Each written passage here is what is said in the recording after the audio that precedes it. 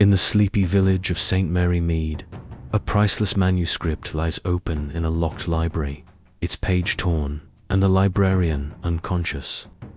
Enter Miss Jane Marple, the sharp-haired spinster who unravels secrets hidden in plain sight. Was it a botched theft, a cunning betrayal? As whispers of ambition and deceit swirl, Miss Marple follows a trail of clues, a broken latch, a hidden page, a scheming book dealer to reveal a truth that shakes the village. In this cozy mystery, no secret escapes her knitting needles. Chapter 1: The quiet village of St. Mary Meaden, the gentle folds of St. Mary Mead, where the lanes wound lazily between hedgerows and the church spire stood sentinel over thatched roofs. Life moved with the predictable rhythm of a clock. The village, nestled in the heart of the English countryside, was a place where secrets were as common as the roses in Miss Jane Marple's garden, though they were seldom as innocent. On this crisp autumn morning, as the leaves turned gold and a faint mist clung to the meadows, an undercurrent of unease rippled through the village, stirring Miss Marple from her usual routine. Miss Marple, a slight figure with white hair neatly pinned beneath a sensible hat, sat in her drawing-room, her delicate hands cradling a cup of Darjeeling. The morning sun filtered through lace curtains, casting patterns on the polished mahogany table where her knitting lay, a half-finished scarf in soft grey wool. Her eyes, bright and bird-like, darted to the window as she caught sight of Constable Reed hurrying past her garden gate, his boots crunching on the gravel path. His face, usually cheerful, was drawn, and his pace suggested purpose. "Something's afoot," Miss Marple murmured to herself, setting her cup down with a faint clink. She had a knack for sensing trouble, honed by years of observing the quiet dramas of village life, dramas that, to her discerning eye, were never as simple as they seemed. The source of the disturbance, she soon learned from her maid, Lucy, was the village library, a sturdy stone building at the end of High Street. Mrs. Hargreaves, the librarian, had been found unconscious in a locked room, a rare manuscript spread open on her desk. The news had spread like wildfire, igniting whispers in the butcher's shop and the tea room. Miss Marple, whose curiosity was as sharp as the needles in her knitting bag, felt a familiar tingle of interest. She recalled a similar incident years ago in the neighbouring village of Much Benham, where a locked door had concealed not a theft, but a betrayal. People, she thought, are much the same, whether in Much Benham or St. Mary Mead.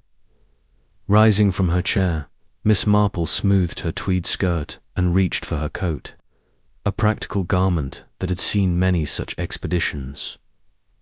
Her knitting bag, ever her companion, dangled from her arm as she stepped into the garden, where the chrysanthemums nodded in the breeze. The library was a short walk, and as she made her way along the lane, she passed Mrs. Price, the postmistress, who was eager to share the latest gossip. "They say the manuscript's worth a fortune, Miss Marple," she called, her voice carrying over the hedge. And poor Mrs. Hargreaves, all alone in that locked room. "It's a proper mystery, isn't it?" Miss Marple smiled politely, her mind already turning over the details. A locked room, an unconscious librarian, a valuable manuscript. Peace was a thread in a tapestry she was determined to unravel. As she approached the library, its grey stone facade loomed against the morning sky, its narrow windows reflecting the clouds. A small crowd had gathered outside Mr. Clement's, the grocer, and Miss Hartnell, the vicar's sister. Among them, murmuring speculations, Constable Reed stood at the door, his helmet slightly askew, attempting to maintain order. "No one's to go in, please," he said, his voice firm but strained. Miss Marple, with her unassuming air, slipped past the onlookers, her presence barely noticed. "Good morning, Constable," she said softly, her tone disarming. "Might I have a word? I do so worry about poor Mrs. Hargreaves." The constable, accustomed to Miss Marple's gentle interference, hesitated only a moment before nodding. "She's with Dr. Haydock now, Miss Marple," he said. "It's a queer business, I'll say that much." He lowered his voice. The room was locked from the inside, and there was a torn page in that old book she was working on. "We're waiting for the inspector from Much Benham." Miss Marple's eyes gleamed with interest, though her face remained serene. "A torn page," she repeated, as if merely curious. "And the lock, you say, was secure?" The constable nodded, unaware that he had just handed Miss Marple the first piece of her puzzle. Stepping into the library's cool interior, Miss Marple felt the weight of centuries in the air, the scent of old leather and polished wood, the hush of knowledge preserved. Her gaze settled on the desk where the manuscript lay, its illuminated pages glowing under a brass lamp. She made no move to approach, knowing her place as a mere observer, but her mind was already at work, weaving connections as deftly as her needles wove wool. A locked room, she thought, was never just a locked room. It was a stage, carefully set, and Miss Jane Marple, with her quiet village life and her unerring instinct for human nature, was ready to see through the curtain. Chapter 2. The scene of the crime, the Library of St. Mary Mead. A sturdy edifice of weathered grey stone stood at the end of High Street like a silent guardian of the village's intellectual life. Its arched doorway and narrow, mullioned windows gave it an air of quiet dignity, as if it held secrets older than the books it sheltered. On this particular morning, however, the library was anything but serene. A small knot of villagers lingered outside, their voices hushed but urgent, their eyes darting toward the heavy oak door where Constable Reed stood, his youthful face taut with the weight of responsibility. Inside, a drama had unfolded that Miss Jane Marple, with her unassuming air and razor-sharp mind, was determined to unravel. Miss Marple stepped into the library's cool interior, her sensible shoes making no sound on the polished floorboards. The air was thick with the scent of old leather ink and the faint mustiness of ancient paper. Her knitting bag, a constant companion, swung lightly from her arm, its contents clicking softly as she moved. Constable Reed, still stationed at the door, had allowed her entry with a reluctant nod. Accustomed as he was to her quiet persistence in matters of village intrigue. "Dr. Haydock's with Mrs. Hargreaves now," he said, his voice low. "She's in the reading room, coming round. It's a strange business, Miss Marple. The door was locked, and that book, well, you'll see." Miss Marple's eyes, bright and observant behind her spectacles, swept the room with the precision of a hawk. The library's main chamber was a high-ceilinged space, its walls lined with dark wooden shelves that groaned under the weight of leather-bound tomes. A few reading tables, scarred from years of use, stood scattered about, their surfaces cluttered with inkwells and blotting paper. At the far end, a heavy oak desk dominated the room, its surface polished to a mirror-like sheen. On it lay the manuscript that had sparked the morning's excitement of 15th-century illuminated text, its vellum pages glowing with vibrant inks and gold leaf under the soft light of a brass desk lamp. Miss Marple's gaze lingered on the manuscript, noting the jagged tear where a single page had been ripped from its binding. The tear was not clean, but rough, as if done in haste or desperation. "Curious," she murmured, her voice barely audible. "Very curious indeed." Dr. Haydock, a stout man with a brisk manner and a reputation for competence, emerged from the reading room, wiping his hands on a handkerchief. "She's awake," he said, addressing Constable Reed, but glancing at Miss Marple with a nod of recognition. "Weak, but she'll recover. No signs of violence, just a sudden collapse, though I can't say what caused it yet. I've sent for a proper examination at the surgery." He paused, his brow furrowing. "It's odd, though. She was alone in here, and the door was locked from the inside. Clara Benton had to use the spare key to get in." Miss Marple's interest sharpened at the mention of Clara Benton, the librarian's assistant. She recalled the girler, quiet, studious young woman of about 20, with a pale complexion and a habit of keeping her eyes downcast. Clara had worked at the library for 6 months, always eager to please, but there was something about her demeanor that Miss Marple found intriguing. Was it ambition, she wondered, or something more guarded? "Clara found her, you say?"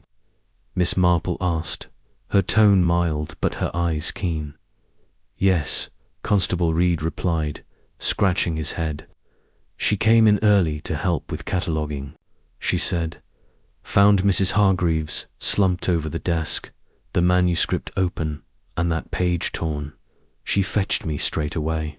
He gestured toward the desk. "We haven't touched anything, waiting for Inspector Craddock from Much Benham. He'll want to see it all as it is." Miss Marple nodded, her mind already turning over the details. A locked room, a torn page, an unconscious librarian. It was a puzzle with too many sharp edges to be accidental. She approached the desk, careful not to disturb anything, her hands clasped lightly in front of her. The manuscript was a thing of beauty, its intricate illuminations depicting scenes of medieval life, knights in armor, monks at prayer, and delicate vines curling around. Latin text. The torn page, however, was a blemish on its perfection, the ragged edge a silent accusation. Miss Marple's eyes traced the desk's surface, noting a few scattered items, an inkwell, a quill pen, a small stack of catalogue cards, and a cup of tea, now cold, its saucer stained with a faint ring. She leaned closer, her nose wrinkling slightly, at a faint, unfamiliar odor near the cup. "Interesting," she said softly, filing the observation away. Her gaze shifted to the door, a solid construction of oak with a heavy brass lock. The latch, she noted, was damaged, its mechanism bent as if it had been forced, yet the key remained in the lock, turned to the engaged position. "The door was locked from the inside, you say?" she asked, turning to Constable Reed. "That's right," he confirmed. "Clara said she couldn't get in at first, had to fetch the spare key from the office.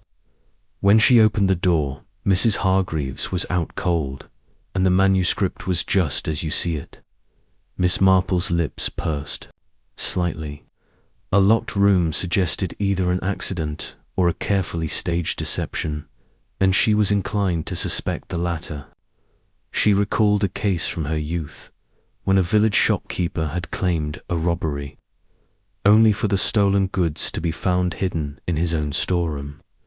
People, she knew, were capable of remarkable ingenuity when it came to misdirection. "And the windows?" she asked, glancing at the narrow panes that lined the room. "All shut tight," Constable Reed said. "I checked them myself. No signs of tampering." Miss Marple nodded, her mind sketching the outlines of a theory. The broken latch was troubling its suggested force, yet the locked door implied no one had entered or left. She stepped closer to the door, examining the latch more closely. The damage was not fresh. The metal was scratched and slightly rusted, as if the break had occurred some time ago. Curiouser and curiouser, she murmured, her thoughts drifting to a long-ago conversation with her nephew Raymond, who had once described a locked room mystery in one of his novels. The simplest explanation, he had said, is often the one overlooked. Miss Marple suspected the truth here was simple, but not yet clear. Dr. Haydock reappeared, escorting Mrs. Hargreaves from the reading room. The librarian, a woman in her late 50s with a usually brisk demeanor, looked frail and disoriented, her grey hair escaping its neat bun. She leaned heavily on the doctor's arm, her face pale as she sank into a chair near the desk. "Miss Marple," she said, weakly, recognizing the older woman. "What a dreadful morning." "Indeed, Mrs. Hargreaves," Miss Marple replied, her voice warm with sympathy. "You must tell me what happened, if you feel up to it. Every detail matters, you know." Her tone was gentle, but her eyes were sharp, missing nothing. Mrs. Hargreaves took a shaky breath. "I was working on the manuscripts. Sir Henry Walton's donation, you know. It's a rare piece, 15th century, full of herbal recipes and illuminations. I was alone, as Clara hadn't arrived yet. I felt a sudden dizziness, and then nothing. I woke up with Dr. Haydock here, and Clara looking so frightened. Her hands trembled as she gestured toward the manuscript. That torn page, I can't imagine how it happened. It's priceless, Miss Marple. Priceless."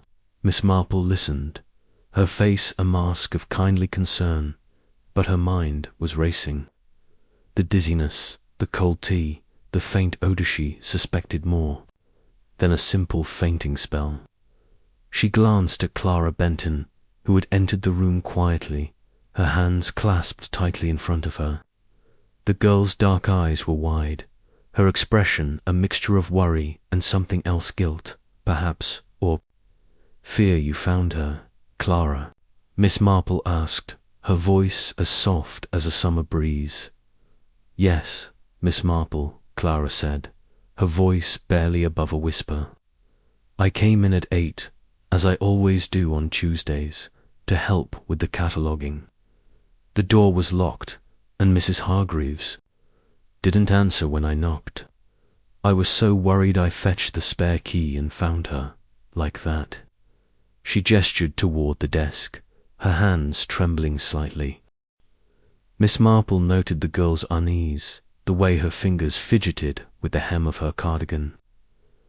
Clara was a slight figure, with mousy brown hair and a studious air, but there was a sharpness in her gaze that belied her timid demeanor. Miss Marple recalled a young governess from her village days, who had seemed equally meek until her theft of a silver brooch was uncovered. "You did well to act quickly," Miss Marple said, her smile encouraging. "It must have been a shock." Clara nodded, her eyes darting to the manuscript and then away. "It was awful," she said. I thought she might be dead." Dr. Haydock interjected, his tone brisk. "No such thing, thankfully, but I'll need to run some tests. Could be low blood pressure, or something in her system. I'll know more once we get her to the surgery." He glanced at Constable Reed. "You'll want to secure this room until the inspector arrives. That manuscript's too valuable to leave unattended." Constable Reed nodded, his face serious. "I've already sent for Inspector Craddock. He'll be here within the hour." Miss Marple's thoughts turned to the manuscript's value. Sir Henry Walton, a reclusive scholar who had died the previous year, had left the library a small but exquisite collection, of which this manuscript was the crown jewel. Its worth, she knew, would attract attention not just from scholars, but from those with less noble intentions. She recalled a conversation at the vicarage, where Mrs. Hargreaves had mentioned a recent visitor, a book dealer from London named Mr. Lyle, who had shown particular interest in the manuscript. A man with an eye for profit, Mrs. Hargreaves had said, her tone disapproving. Miss Marple made a mental note to inquire about Mr. Lyle. Stepping closer to the desk, she examined the manuscript again, careful not to touch it. The torn page was from a section on herbal remedies, its text adorned with a delicate illustration of a flowering plant.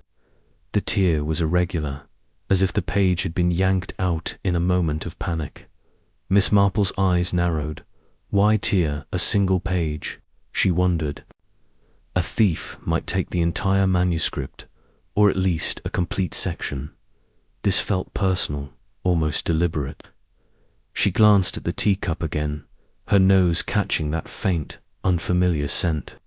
It was not the usual aroma of Mrs. Hargreaves. "Earl Grey, Dr. Haydock," she said casually. "Might you have that cup analyzed? Just a thought."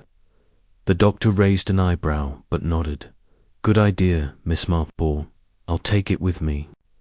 As the room buzzed with quiet activity, Constable Reed directing a young officer to guard the door, Dr. Haydock preparing to escort Mrs. Hargreaves to his surgery, Miss Marple stood back, her mind weaving a tapestry of possibilities.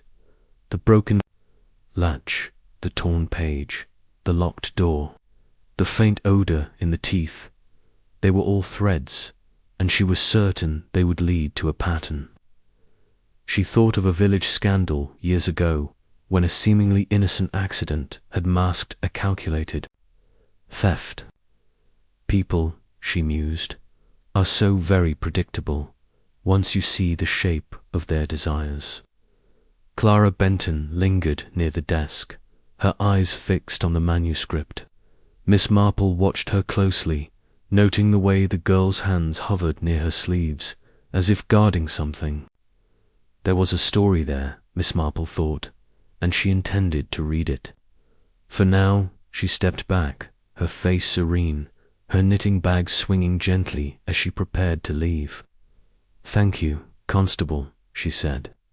"I'll be in touch if I think of anything useful." But as she walked back into the autumn sunlight, her mind was already at work, piecing together the puzzle of the locked library with the precision of her finest needlework. Chapter 3. The Librarian's Tale. The library, now quiet after the morning's commotion, seemed to hold its breath as Miss Jane Marple returned to its shadowed interior later that day. The crowd outside had dispersed, driven away by the chill of the autumn afternoon and the arrival of Inspector Craddock from Much Benham, whose brisk efficiency had restored order. The heavy oak door, its broken latch now under scrutiny, stood slightly ajar, and the faint hum of voices drifted from the reading room where Mrs. Hargreaves, the librarian, was recovering.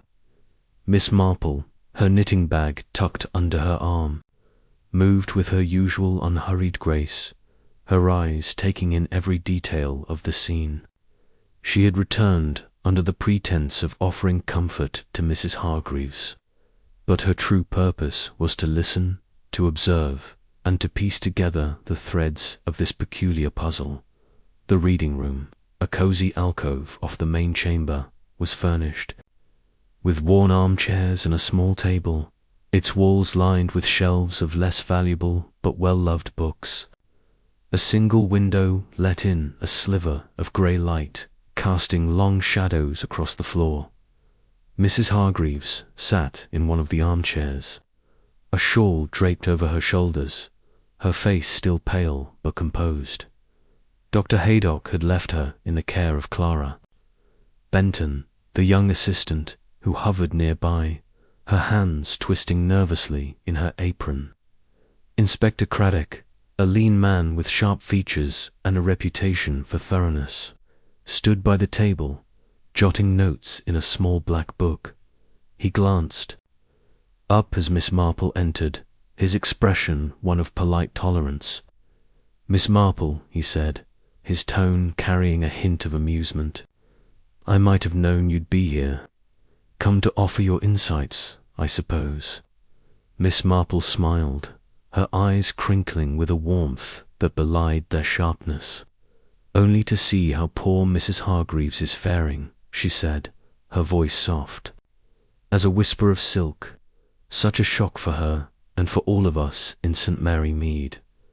But if I can be of any small help, Inspector, you know I'm always willing." She settled into a chair opposite Mrs. Hargreaves, her knitting bag resting on her lap, and drew out a skein of grey wool, her needles clicking gently as she began to work. The rhythmic sound was soothing, disarming, and it put those around her at ease. A tactic Miss Marple had perfected over years of unravelling village mysteries. Mrs. Hargreaves, fortified by a cup of strong tea brought by Clara, took a deep breath and began her account. "It was such an ordinary morning," she said, her voice still fragile but steady. "I arrived at the library at 7, as I always do on Tuesdays, to work on the Walton manuscript. It's a delicate task. You see, cataloguing each page, noting its condition. The manuscript is extraordinary, Inspector. A 15th century herbal, with illuminations that are quite unmatched. Sir Henry Walton left it to us last year, and I've been meticulous in its care." She paused, her hands trembling slightly as she smoothed her shawl. "I was alone, or so I thought. Clara wasn't due until 8. I made myself a cup of tea Earl Grey, my usual, and sat at the desk to begin. I remember turning to the section on medicinal plants, a particularly fine page, with a drawing of monkshood. Then, quite suddenly, I felt dizzy, as if the room were spinning. My head grew heavy, and the next thing I knew, I was here, with Dr. Haydock bending over me." Miss Marple's needles paused for a fraction of a second, her eyes fixed on Mrs. Hargreaves. The mention of the tea caught her attention, recalling the faint, unfamiliar odour she had noticed near the cup on the desk.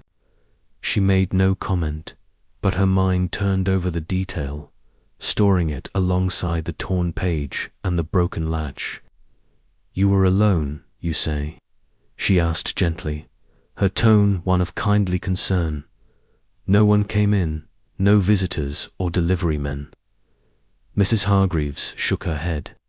"No one. The library wasn't open yet, and the door was locked. I always lock it when I'm working on valuable items. It's a habit from my years at the county archive."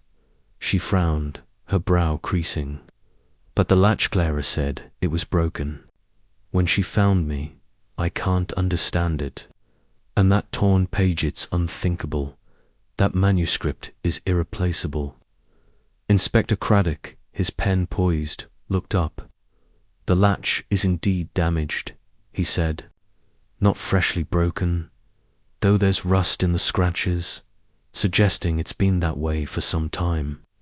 Yet you say the door was locked." He glanced at Clara, who stood silently by the window, her face half in shadow. "Yes," Mrs. Hargreaves said firmly. "I turned the key myself. I'm certain of it." Clara shifted uncomfortably, her fingers tugging at the edge of her apron. "It was locked when I arrived," she said, her voice low. "I knocked, but there was no answer. I thought perhaps Mrs. Hargreaves had stepped out, but then I saw her through the keyhole, slumped over the desk. I was so frightened, I ran to fetch the spare key from the office and let myself in. That's when I saw the manuscript with the page torn, and I called for Constable Reed." Miss Marple's eyes, sharp behind her spectacles, studied Clara closely. The girl's account was straightforward, but there was a hesitancy in her manner, a slight tremor in her hands that suggested more than simple shock. Miss Marple recalled a young parlour-maid from her village days, who had stammered in much the same way when questioned about a missing silver spoon.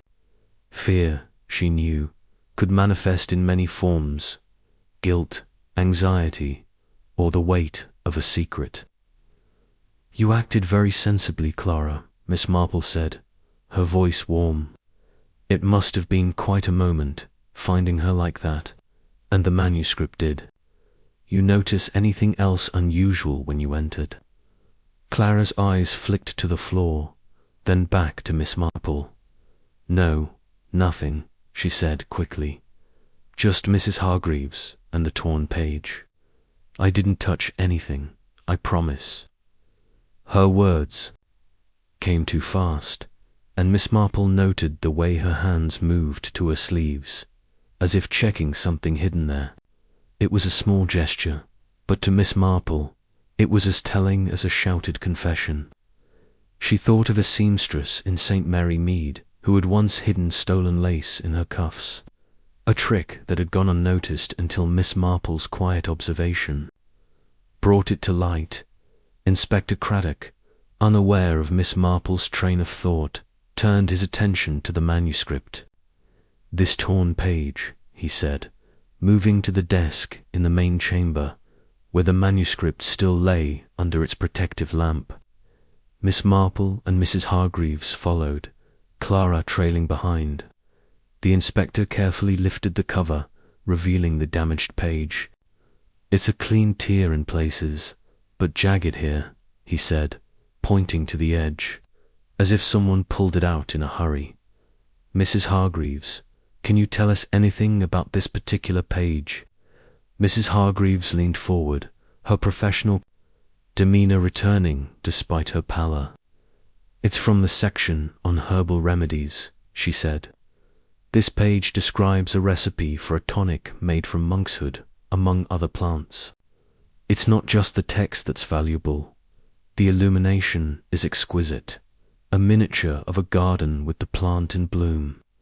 Collectors would pay dearly for it, though I can't imagine why anyone would tear it out rather than take the whole manuscript. Miss Marple's mind seized on the mention of monkshood. Aconitum, she recalled, was a plant known for its toxicity, used in minute quantities in medieval remedies, but dangerous in untrained hands. She thought of the teacup again, the faint odor that had lingered in her nostrils. Could it be connected? She made no comment, but her needles clicked a little faster as she filed the thought away.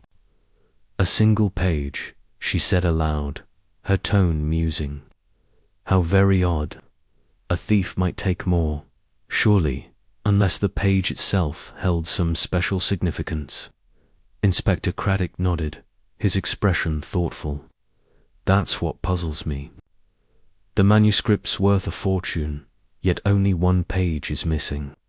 And with Mrs. Hargreaves collapsing, it's hard to see the sequence of events. If someone broke in, how did they get past a locked door? And if they didn't, how was the page torn? He glanced at Clara. Miss Benton, you're sure you saw no one else this morning? Clara shook her head, her face pale. No one, Inspector. The library was quiet when I arrived. I didn't even see Mr. Lyle, though he's been coming by lately. She stopped abruptly, as if regretting the mention of the name. Miss Marple's ears pricked up. Mr. Lyle, she asked, her voice as gentle as a breeze. The book dealer from London, I presume. Mrs. Price mentioned he'd been asking about the manuscript. Clara flushed, her hands tightening on her apron. Yes, he's visited a few times, she said. He's interested in rare books, and he spoke to Mrs. Hargreaves about the Walton collection. But he wasn't here today, I'm sure of it. Mrs. Hargreaves nodded. Mr. Lyle came last week, inquiring about the manuscript's provenance. He's a bit too smooth for my liking, always talking about collectors and prices.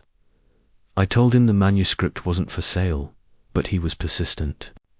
Said he had a client who'd pay handsomely for a piece like it. Miss Marple's mind turned to Mr. Lyle, picturing a man with polished manners and a calculating eye. She recalled a similar figure from her youth, a dealer in antiques who had charmed his way into a widow's home only to abscond with her silver. Men like that, she knew, were adept at exploiting trust. "Did he ever meet with you alone, Clara?" she asked, her tone casual but her eyes sharp. Clara hesitated, her fingers brushing her sleeve again. "Once or twice," she admitted. "He asked about my work, said I had a good eye for manuscripts. He offered me a job in his London office, but I told him I was happy here." Her voice faltered, and Miss Marple noted the flicker of unease in her eyes. Inspector Craddock made a note. "We'll need to speak with Mr. Lyle," he said. "If he's been sniffing around, he might know something." He turned back to Mrs. "Hargreaves, anything else you can tell us? Any enemies? Anyone who might want to harm you or the library?" Mrs. Hargreaves shook her head, bewildered. "None that I know of. The library's a quiet place, Inspector. We've never had trouble like this before." Her voice broke, and she pressed a hand to her forehead. "I just can't understand it, the dizziness, the torn page, the locked door. It's all so strange." Miss Marple, her knitting needles moving steadily, offered a sympathetic smile. "You've had a dreadful shock, my dear," she said. "Rest now, and let the inspector do his work. I'm sure it will all come clear." But her mind was far from resting. The dizziness, she suspected, was no accident. The torn page, the broken latch, the locked door, they were pieces of a carefully constructed facade, designed to mislead. She thought of a village scandal years ago, when a fainting spell had masked a theft, the culprit relying on sympathy to divert suspicion.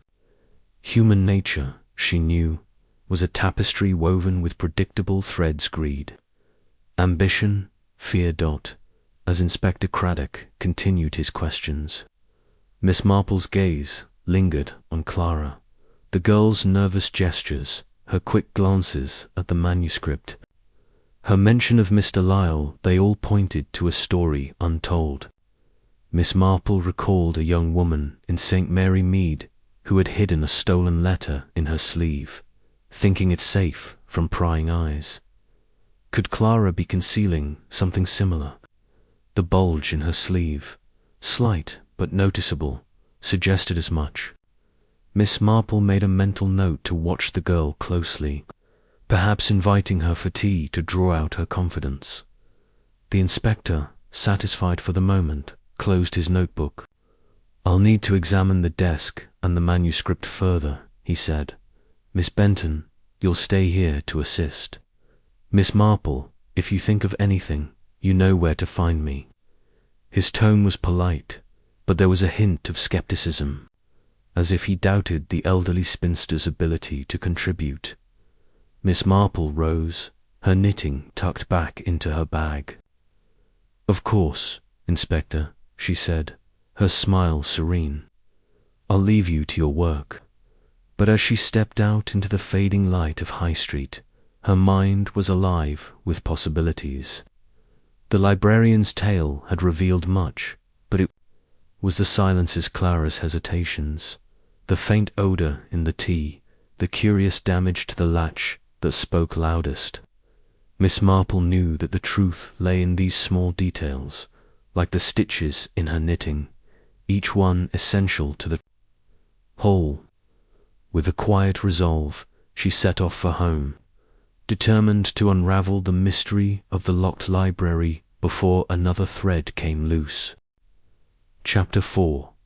The Village Whispers. The autumn sun dipped low over St. Mary Mead, casting long shadows across the cobblestoned lanes and bathing the village in a golden glow that belied the unease simmering beneath its tranquil surface.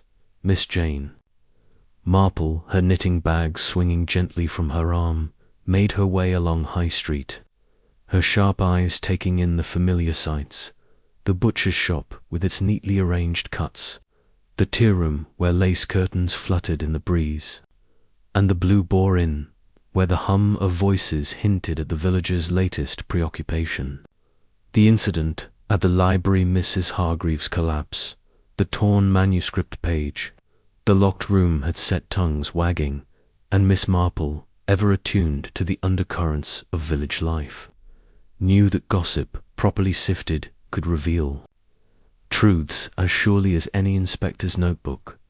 She paused outside the post office, where Mrs. Price, the postmistress, was sweeping the doorstep with vigorous strokes, her round face alight with the thrill of news. "Miss Marple," she called, leaning on her broom. "Have you heard the latest? They say Mrs. Hargreaves was poisoned, or near enough, and that manuscript worth a king's ransom. It is, who'd have thought such goings-on in our little library?" Her voice carried the relish of one who thrived on scandal, and Miss Marple, with her customary smile, nodded encouragingly. "It's quite shocking, Mrs. Price," she said, her tone mild but her eyes keen. "But poison, you say? That's a serious claim. Have you heard anything specific?" She adjusted her scarf, her fingers brushing the soft wool, as she waited for the inevitable outpouring. Mrs. Price needed no further prompting. "Well, it's only what folk are saying," she began, lowering her voice conspiratorially. Mrs. Weatherby from the bakery was in earlier, and she heard from her cousin, who's a nurse at Much Benham, that Dr. Haydock's testing that tea Mrs. Hargreaves drank. They think there was something in it, something to make her faint like that. And then there's Clara Benton, that assistant of hers, always reading those dusty books, dreaming of a grand life in London. My Tom saw her talking to that book dealer, Mr. Lyle, behind the library last week, all secretive like. Makes you wonder, doesn't it? She raised her eyebrows, inviting agreement. Miss Marple's needles, tucked in her bag, seemed to itch for action, though her face remained serene. "Clara, you say?" she murmured, as if the thought had just occurred to her. "She's a quiet girl, isn't she? Ambitious, perhaps, but I wouldn't have thought her the type for secrets." Her tone was carefully neutral, but her mind was already weaving connections. Clara's nervous demeanour, the bulge in her sleeve, the mention of Mr. Lyle, these were threads in a pattern that was beginning to take shape. She recalled a young woman in St. Mary Mead years ago, a governess who had whispered to a stranger in the churchyard, only to be caught with stolen jewels. Ambition, Miss Marple knew, could lead even the meekest soul astray.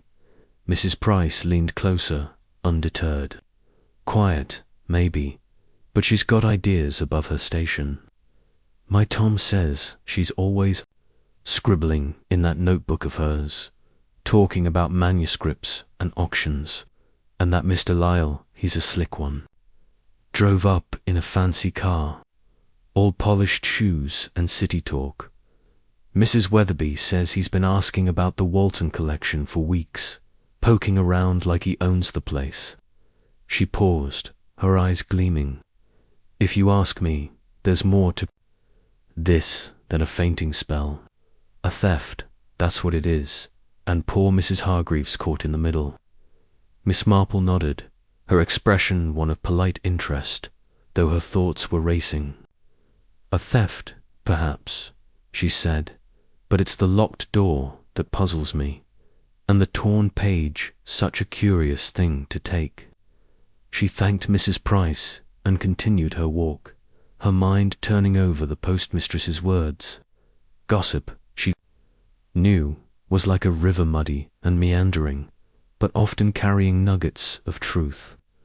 Clara's ambitions, Mr. Lyle's interest, the possibility of something in the teethies were clues, and Miss Marple was determined to follow them. Her destination was the Blue Boar Inn, where the villagers' chatter converged like bees in a hive. The inn, a low-beamed building with a creaking sign, was a hub of activity in the late afternoon, its taproom filled with farmers, shopkeepers, and the occasional traveller. Miss Marple stepped inside, her presence barely noticed amid the clink of glasses and the murmur of conversation. She settled at a small table near the window, her knitting bag at her side, and ordered a pot of tea, her eyes scanning the room. At the bar, Mr. Clements, the grocer, was holding court, his booming voice carrying over the din. "It's a scandal, that's what it is," he declared, wiping his hands on his apron. "A priceless manuscript, torn to bits, and Mrs. Hargreaves, nearly done in. I say, it's that book dealer from London. He's been sniffing around the library like a fox in a hen. My boys saw him talking to Clara Benton by the back gate, all hushed and shifty. Mark my words, he's behind it." Miss Marple's needles emerged from her bag, clicking softly as she began a new row. She listened without appearing to, her face a mask of gentle absorption.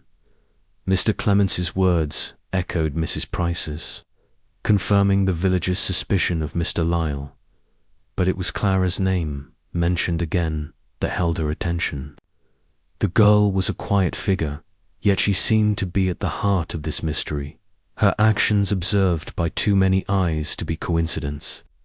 Miss Marple thought of a case from her youth, when a shy housemaid had been seen whispering to a peddler, only to be found later with a stolen candlestick hidden in her trunk.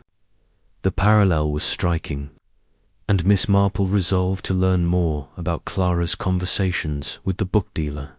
As she sipped her tea, she noticed Miss Hartnell, the vicar's sister, at a nearby table, her angular face set in a frown as she spoke to Mrs. Weatherby. Miss Marple, ever adept at joining conversations without seeming to intrude, rose and approached, her smile disarming.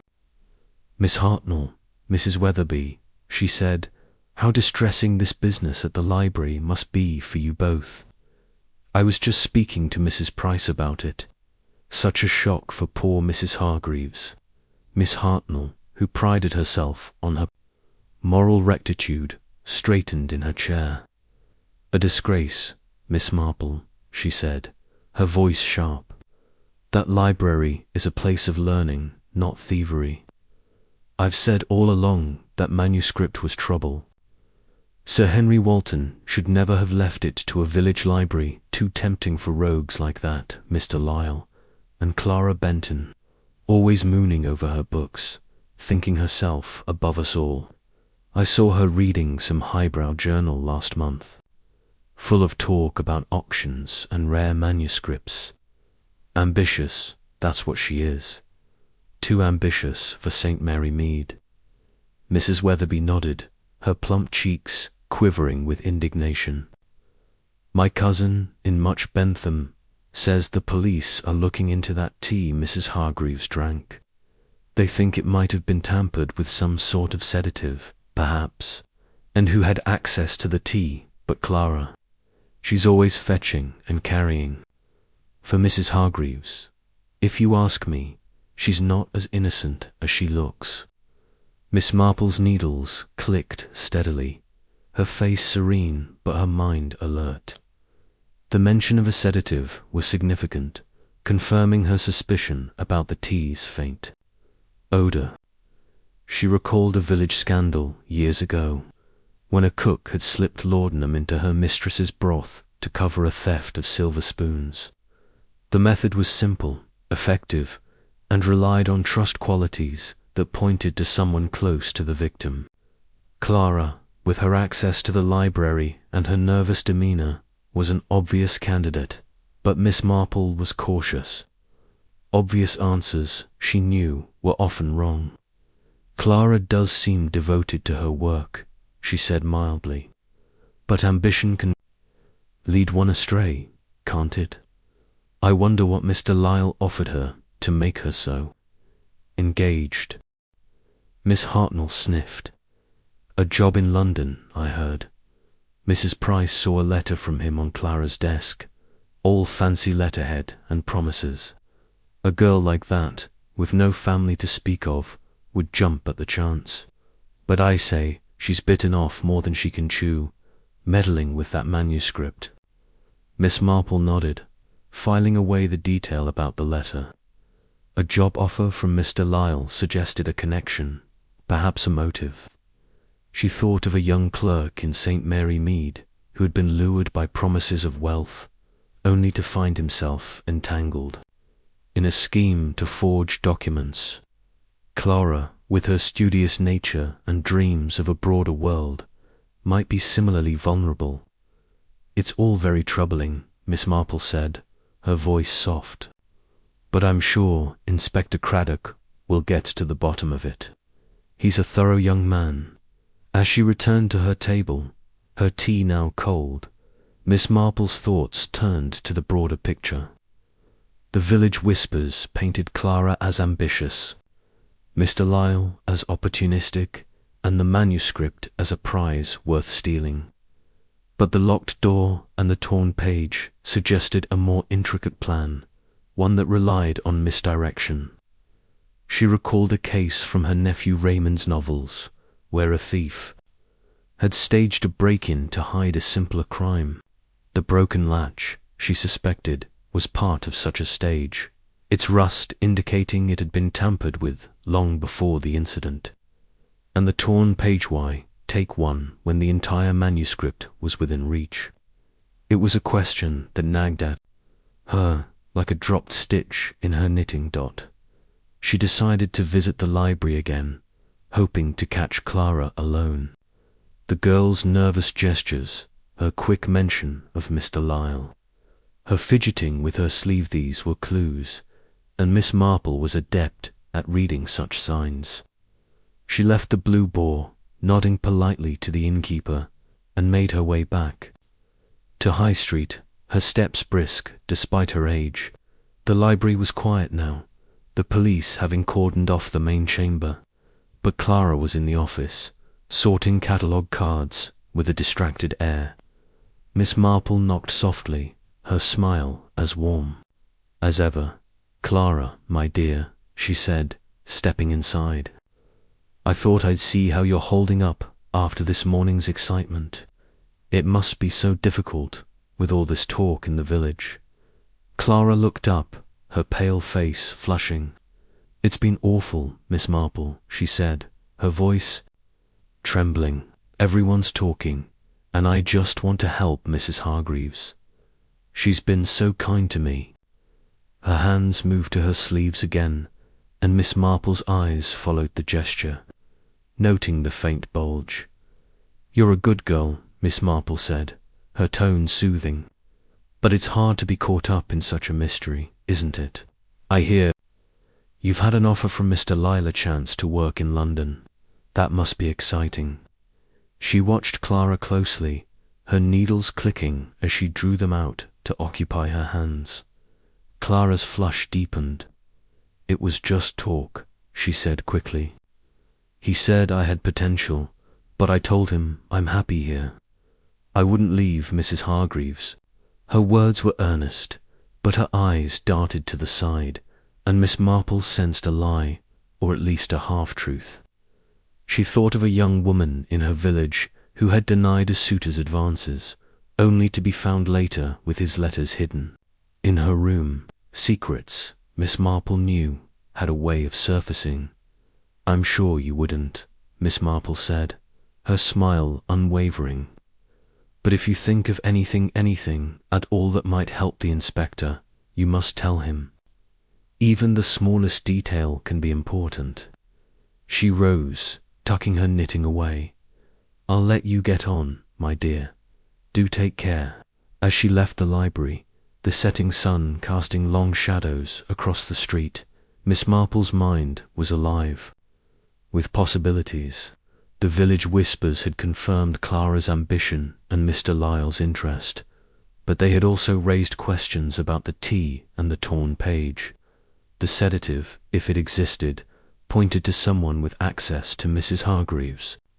Routine, someone like Clara, yet the girl's nervousness suggested fear as much as guilt. And Mr. Lyle, with his smooth talk and fancy car, was a figure worth investigating. Miss Marple recalled a dealer in rare coins who had once swindled a neighbor, using charm to mask his greed. Men like that, she knew, were dangerous in their predictability. She resolved to speak with Mr. Lyle herself, perhaps arranging a meeting at the Blue Boar. But first, she would return home to her cottage, where a pot of tea and her knitting awaited. In the quiet of her drawing room, she would unravel the threads of this mystery, stitch by stitch, until the pattern was clear. The village whispers, like the wind through the hedgerows, carried secrets, and Miss Jane Marple was determined to listen. Chapter 5.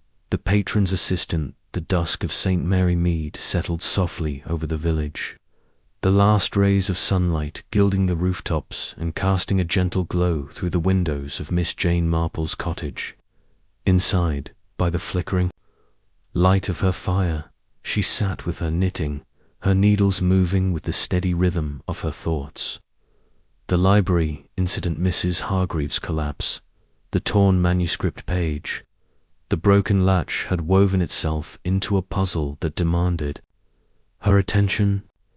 Yet it was Clara Benton, the librarian's assistant, who occupied her mind most insistently. The girl's nervous gestures, her quick mention of Mr. Lyle, and the faint bulge in her sleeve had not escaped Miss Marple's keen observation. She recalled a young seamstress from her village days, who had hidden a stolen brooch in her cuff, thinking it safe from prying eyes. People, Miss Marple mused, are so very careless with their secrets. Determined to learn more, Miss Marple decided to visit Clara at her lodgings above the library. It was a delicate task, requiring the gentle touch she had perfected over years of unravelling village intrigues. She donned her coat, a practical tweed that had seen many such expeditions, and tucked her knitting bag under her arm. The evening air was crisp, carrying the scent of fallen leaves and wood smoke as she made her way along High Street.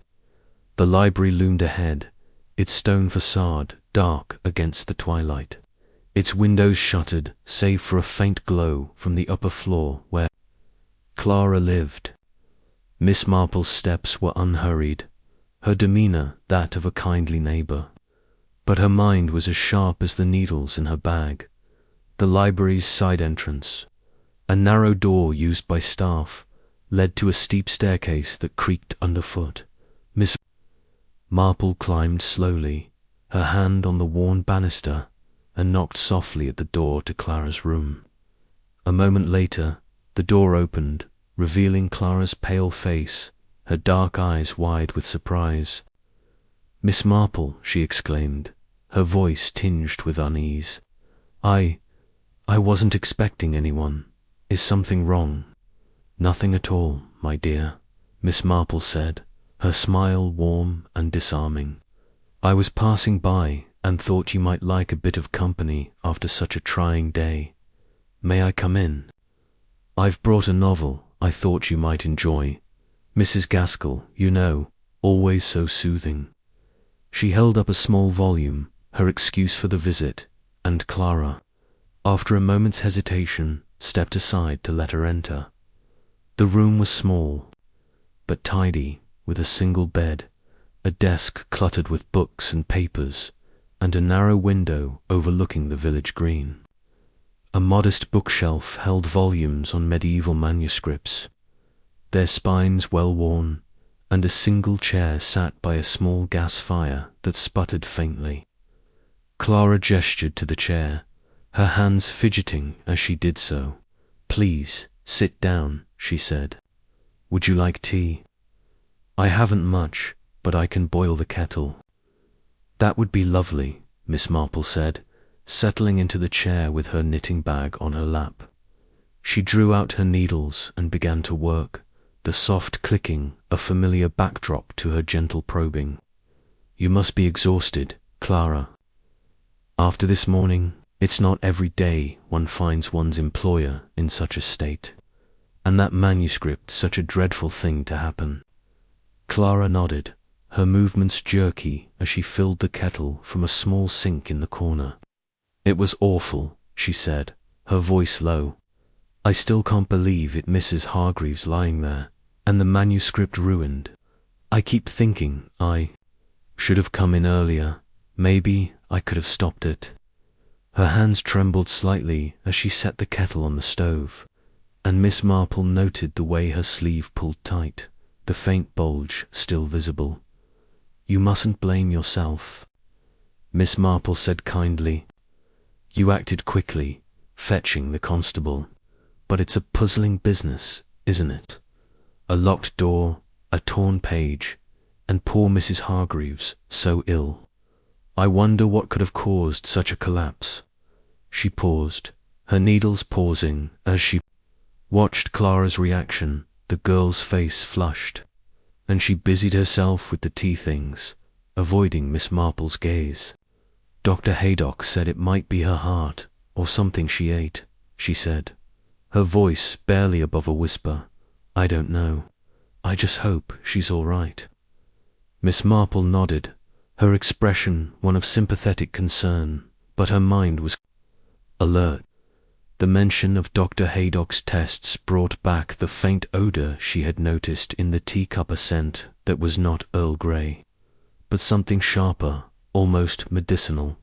She thought of a case from her youth when a village cook had slipped a mild sedative into her mistress's broth to cover a theft.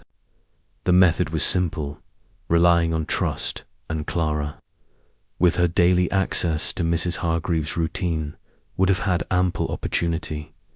"You make her tea often, don't you?" Miss Marple asked, her tone casual. "Such a kind thing, too." "Do?" Clara's hands froze for a moment, then resumed their task. "Sometimes," she said. "She likes it just sour, grey, with a touch of lemon. I made it for her yesterday, but not this morning. She must have made it herself before I arrived." Her words were quick, almost rehearsed, and Miss Marple noted the slight tremor in her voice. "Of course," Miss Marple said, her needles clicking again. She glanced around the room, her eyes settling on the desk where a stack of papers caught her attention. Among them was a letter, its envelope bearing a London postmark and a crest that suggested a business of some standing. The handwriting was bold, masculine, and Miss Marple's memory flicked to Mrs. Price's gossip about a letter from Mr. Lyle. "You've been studying hard, I see," she said, nodding toward the desk. "All those books on manuscripts, a fascinating subject. I hear you've caught the eye of that book dealer, Mr. Lyle. He must think highly of you." Clara's flush deepened, and she nearly dropped the teacup she was holding. "He's just been kind," she said, setting the cup on a tray with exaggerated care. "He says I have a good eye for detail, that I could do well in his firm. But I'm happy here, really. I wouldn't leave Mrs. Hargreaves." Her eyes darted to the letter, then away, and Miss Marple's suspicion grew. The girl was hiding something, and the bulge in her sleeve still there, even in the warmth of her room, suggested it was more than just ambition. "I'm sure you wouldn't," Miss Marple said, her voice soothing. "But it's exciting, isn't it, to think of working in London? I remember a young friend of mine, years ago, who was offered a place in a grand shop in the city. She was so tempted, but it led her into quite a tangle. Promises, you know, can be dangerous things." She watched Clara closely, her needles moving steadily, and saw the girl's shoulders tense. The kettle whistled, breaking the moment, and Clara hurried to pour the tea, her movements flustered. Miss Marple accepted the cup with a smile, noting the plainness of the tea, nothing like the scented blend Mrs. Hargreaves favoured. "You're very kind, Clara," she said, sipping delicately. "But tell me, what did Mr. Lyle say about the manuscript?" He must have been very interested in it being a dealer. Clara hesitated, her hands twisting in her apron. He asked a lot of questions, she admitted, about its history, its value. He said it could fetch thousands at auction, maybe more, but Mrs. Hargreaves told him it wasn't for sale, and I agreed with her. It belongs here, in the library. Her voice was earnest, but there was a note of strain, and Miss Marple's mind turned to the torn page. Why take one page, she wondered, when the entire manuscript was within reach? It was a question that pointed to a specific motive, one that Clara might know more about than she let on. They talked for a while longer, Miss Marple steering the conversation to safer topics: village life, the upcoming church fete, the novels. Clara enjoyed, but her eyes never strayed far from the girl's sleeve, nor from the letter on the desk. She thought of a case in St. Mary Mead, when a young clerk had hidden a stolen ledger in his coat, thinking it safe until a neighbour's sharp eyes noticed the bulge. Clara's sleeve, she suspected, held a similar secret, but she would not press her yet. The girl was nervous, vulnerable, and Miss Marple knew that trust, carefully cultivated, would yield more than confrontation. As she prepared to leave, she rose, tucking her knitting away. "You've been very patient with an old woman's chatter," she said, her smile warm. "But do take care, Clara. These are troubling times, and it's easy to be led astray. If you ever need to talk, you know where to find me." She paused at the door, her eyes lingering on the girl's sleeve.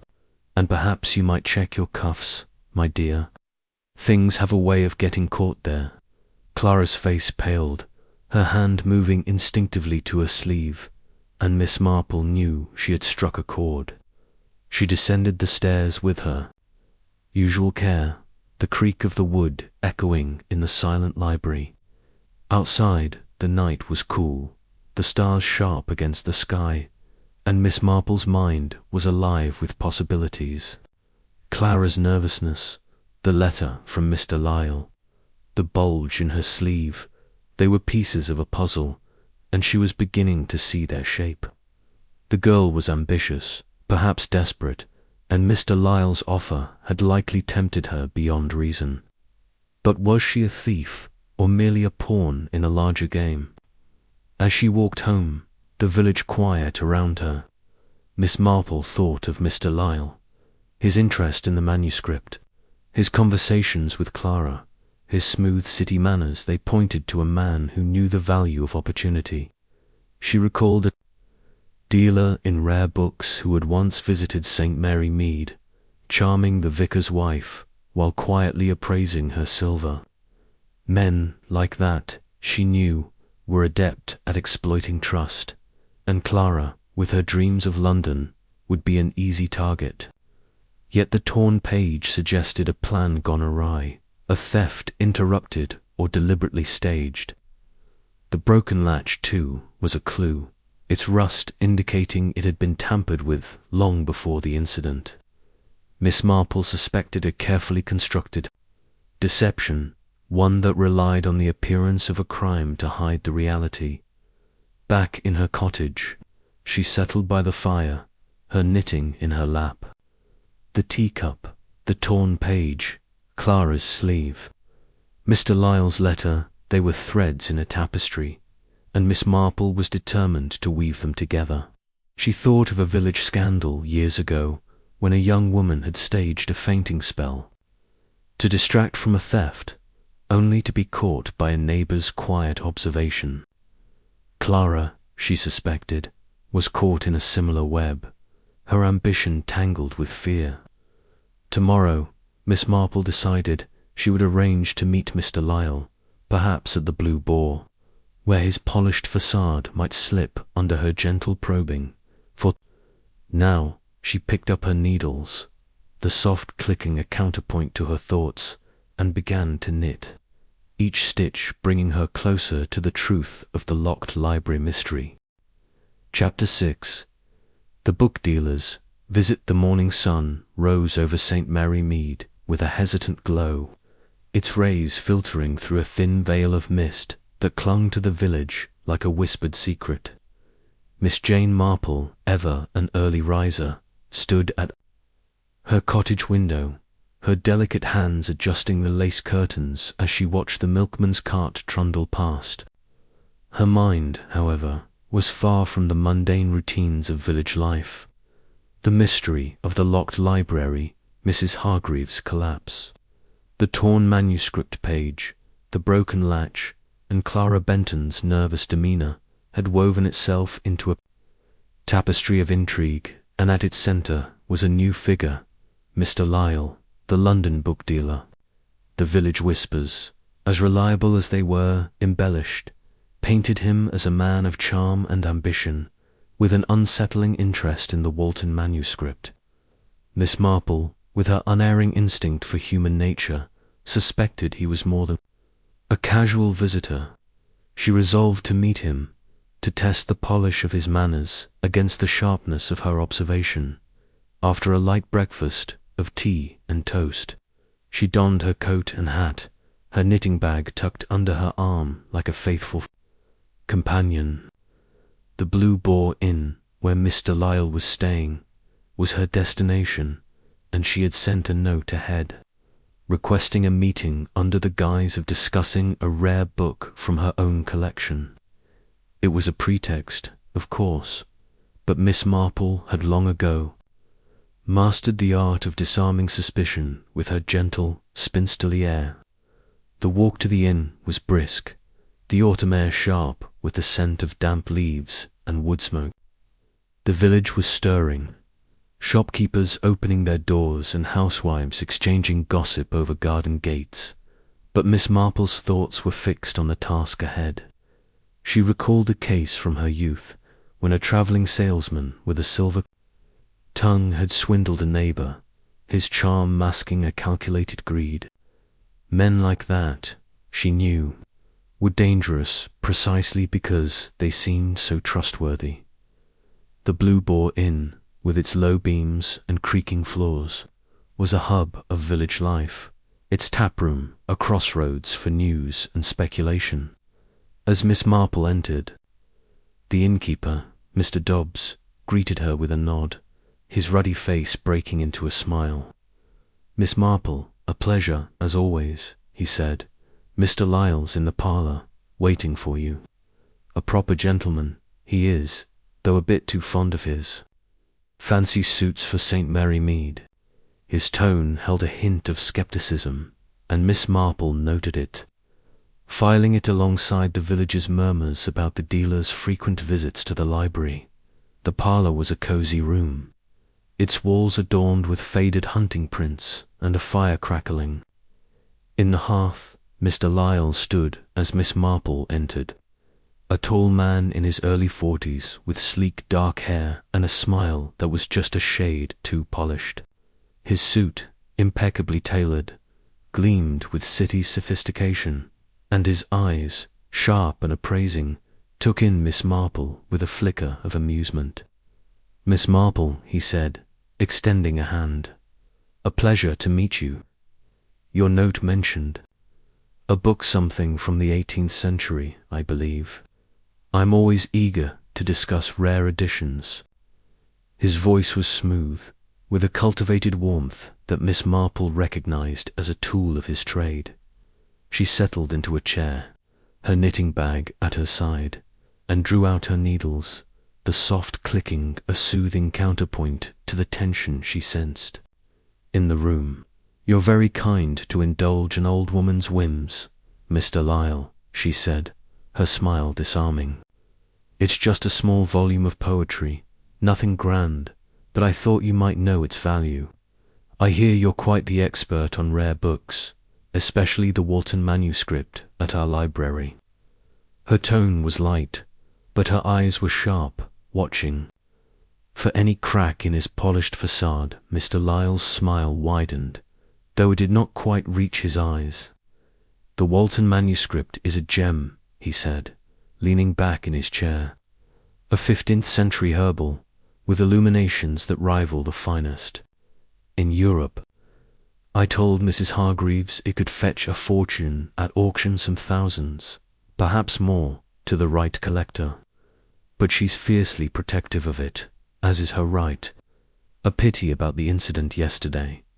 I heard she took ill, and a page was torn. Shocking, really, for such a quiet village. His words were sympathetic, but there was a studied ease to them, as if he had rehearsed his response.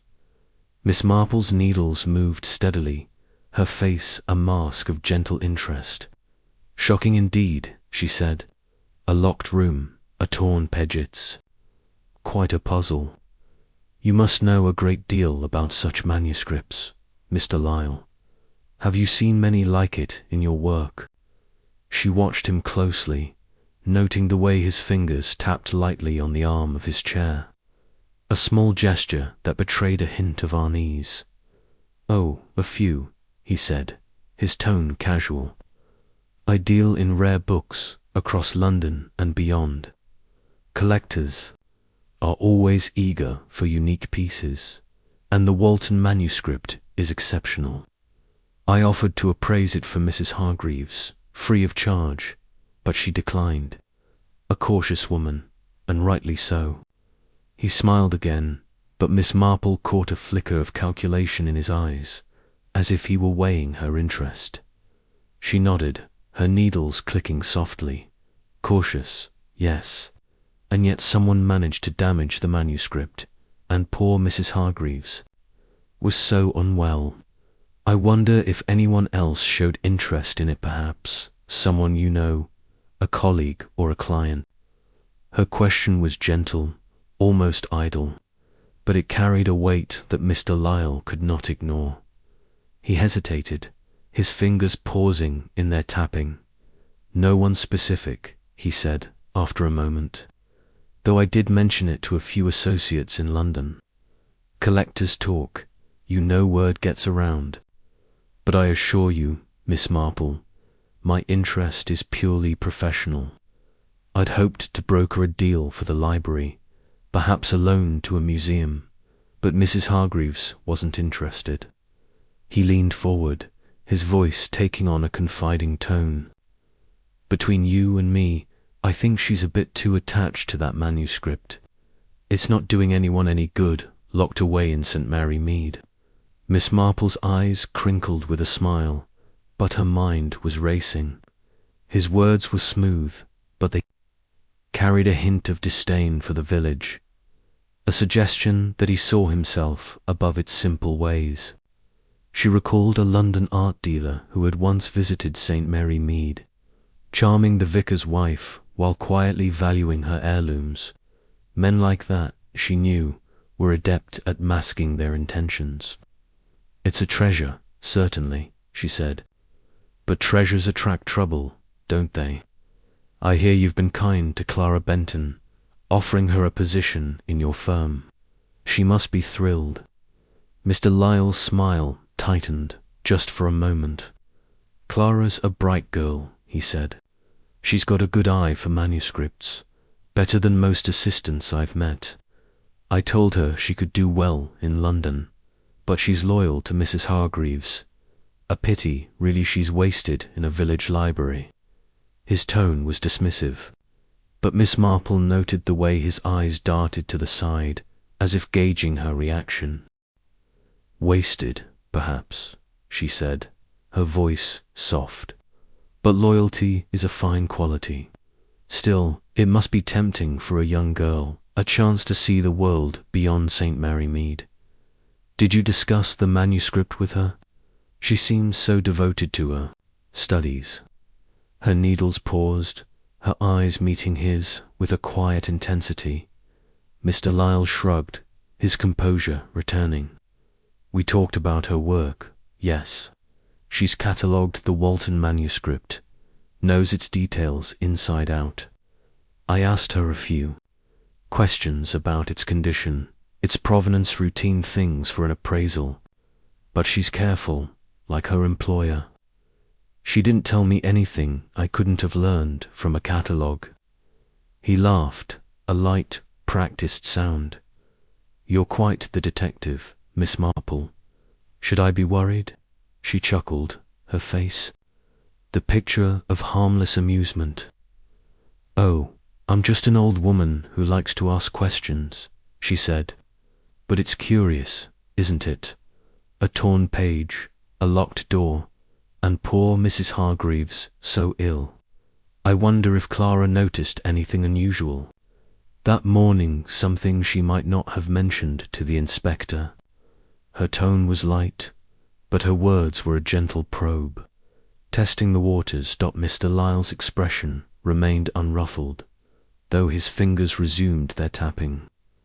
"If she did, she hasn't told me," he said. "But I wasn't there, Miss Marple. I was here at the inn, having breakfast. Mr. Dobbs can vouch for me, I'm sure." He gestured toward the door, as if to dismiss any suspicion. "I'm just a businessman, not a thief. If you want my opinion, it's probably a local matter, someone with a grudge, or a clumsy accident. Manuscripts get damaged all the time." Miss Marple nodded, her needles clicking again. "An accident, perhaps," she said, though her tone suggested she thought otherwise.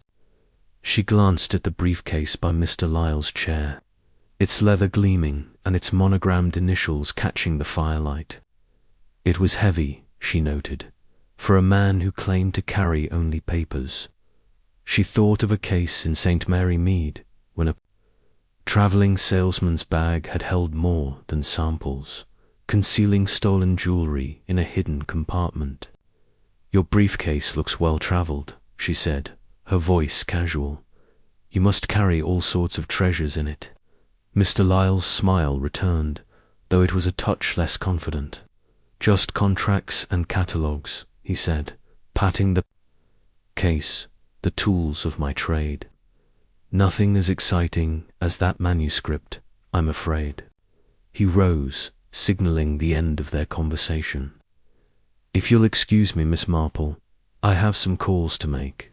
But do let me know about that poetry volume. I'd be happy to appraise it for you." She rose as well, tucking her knitting away. "You're very kind, Mr. Lyle," she said. "I'll be in touch. And do take care. St. Mary Mead may be quiet, but it has its surprises." Her smile was gentle, but her eyes held a glint of steel, and she knew he felt it. As she left the parlor, the inn's warmth giving way to the cool evening air. Miss Marple's mind was alive with impressions. Mr. Lyle was charming, but his charm was a veneer, hiding a sharpness that suggested calculation. His interest in the manuscript was more than professional, she suspected, and his offer to Clara pointed to a deeper involvement. She thought of Clara's nervous gestures, the bulge in her sleeve, and the letter on her desk. The girl was caught in a web, perhaps of her own making, but Mr. Lyle's presence suggested a larger design. The torn page, the broken latch, the faint odor in the teeth, they were pieces of a puzzle, and Miss Marple was beginning to see their shape. She paused on High Street, the village now cloaked in twilight, and considered her next move. Clara needed watching, but so did Mr. Lyle. His alibi at the inn was convenient, and Miss Marple resolved to speak with Mr. Dobbs to confirm his story. She also thought of the manuscript's torn page, its specific content: monkshood, a toxic plant nagging at her. Could it be a clue to the tea's contents, or was it merely a coincidence? She recalled a village scandal years ago, when a chemist's assistant had used a rare herb to poison a rival, the motive hidden in plain sight. The parallel was striking, and Miss Marple knew that the truth often lay in such small details. As she made her way home, the stars bright above her, she felt a quiet excitement. The book dealer's visit had confirmed her suspicions. This was no simple theft, but a carefully staged deception, with Clara and Mr. Lyle at its heart. she would need to tread carefully to unravel the threads without alarming the players. Tomorrow, she decided, she would return to the library, perhaps to examine the manuscript more closely or to coax more from Clara. For now, she would sit by her fire, her knitting in her lap, and let the puzzle take shape in her mind, each stitch, bringing her closer to the truth of the locked library mystery. Chapter 7. The torn page. The morning mist had lifted from St. Mary Mead, leaving the village bathed in a pale silvery light that lent an air of deceptive calm to its quiet lanes. Miss Jane Marple, her knitting bag slung over her arm, walked purposefully toward the library, her sensible shoes tapping softly on the cobblestones. The events of the previous day, Mrs. Hargreaves' collapse, the torn manuscript page, the broken latch, and her unsettling conversation with Mr. Lyle had sharpened her resolve.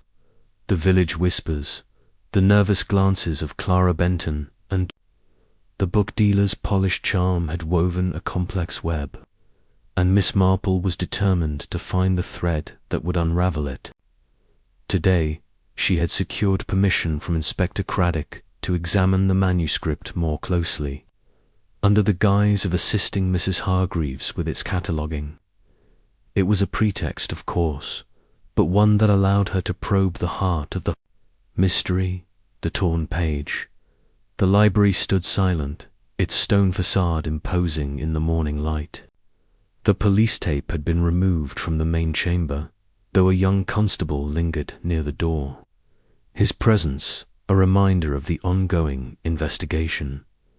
Mrs. Hargreaves, recovered enough to return to her duties, greeted Miss Marple with a weary smile.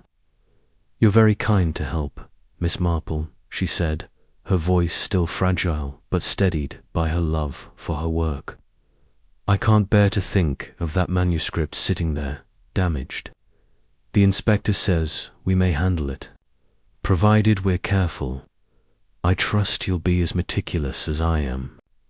Her eyes, shadowed with fatigue, held a flicker of gratitude, and Miss Marple nodded, her expression one of quiet reassurance.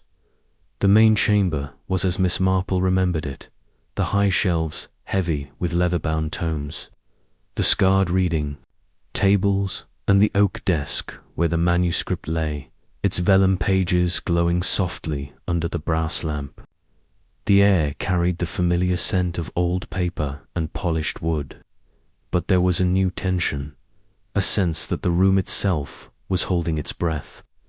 Miss Marple approached the desk, her knitting bag set carefully aside, and donned a pair of cotton gloves provided by Mrs. Hargreaves. "Such a beautiful thing," she murmured, her eyes tracing the intricate illuminations, "and such a pity about the damage." Mrs. Hargreaves nodded, her hands trembling slightly as she opened the manuscript. To the torn page. "It's this section," she said, pointing to the jagged edge where a single leaf had been removed. "A page from the herbal remedies, one of the finest in the collection. The text describes a tonic made from monkshood, among other plants, and the illumination a garden scene with the plant in bloom is exquisite. I can't fathom why anyone would tear it out rather than take the whole book. It's madness." Miss Marple's eyes narrowed, her mind seizing on the mention of monkshood. The plant, she knew, was notorious for its toxicity, its roots and leaves, capable of inducing dizziness or worse in the wrong hands. She recalled the faint medicinal odor she had noticed in Mrs. Hargreaves' teacup, a scent that had lingered in her memory like a discordant note. "Monkshood," she said softly, as if musing to herself. "A curious choice for a thief. Why this page, do you think, Mrs. Hargreaves? Was it more valuable than the others?" The librarian shook her head, her brow creasing. "Not particularly," she said. "The entire manuscript is priceless, of course, but this page isn't unique in its value. The illuminations are consistent throughout, and the text is scholarly, not practical. No one uses these recipes today. It's the rarity of the whole that matters. A collector would want the complete work, not a single leaf. She paused, her voice dropping. Unless they meant to sell it separately, but even then, the damage would lessen its worth. Miss Marple nodded, her gloved fingers hovering over the torn edge. The tear was uneven, with a clean slice at the binding giving way to a ragged pull, as if the page had been yanked in haste. She thought of a village scandal years ago, when a maid had torn a letter from a book to hide her indiscretion, only to leave telltale scraps behind. The act here felt similarly impulsive, yet calculated, as if meant to draw attention.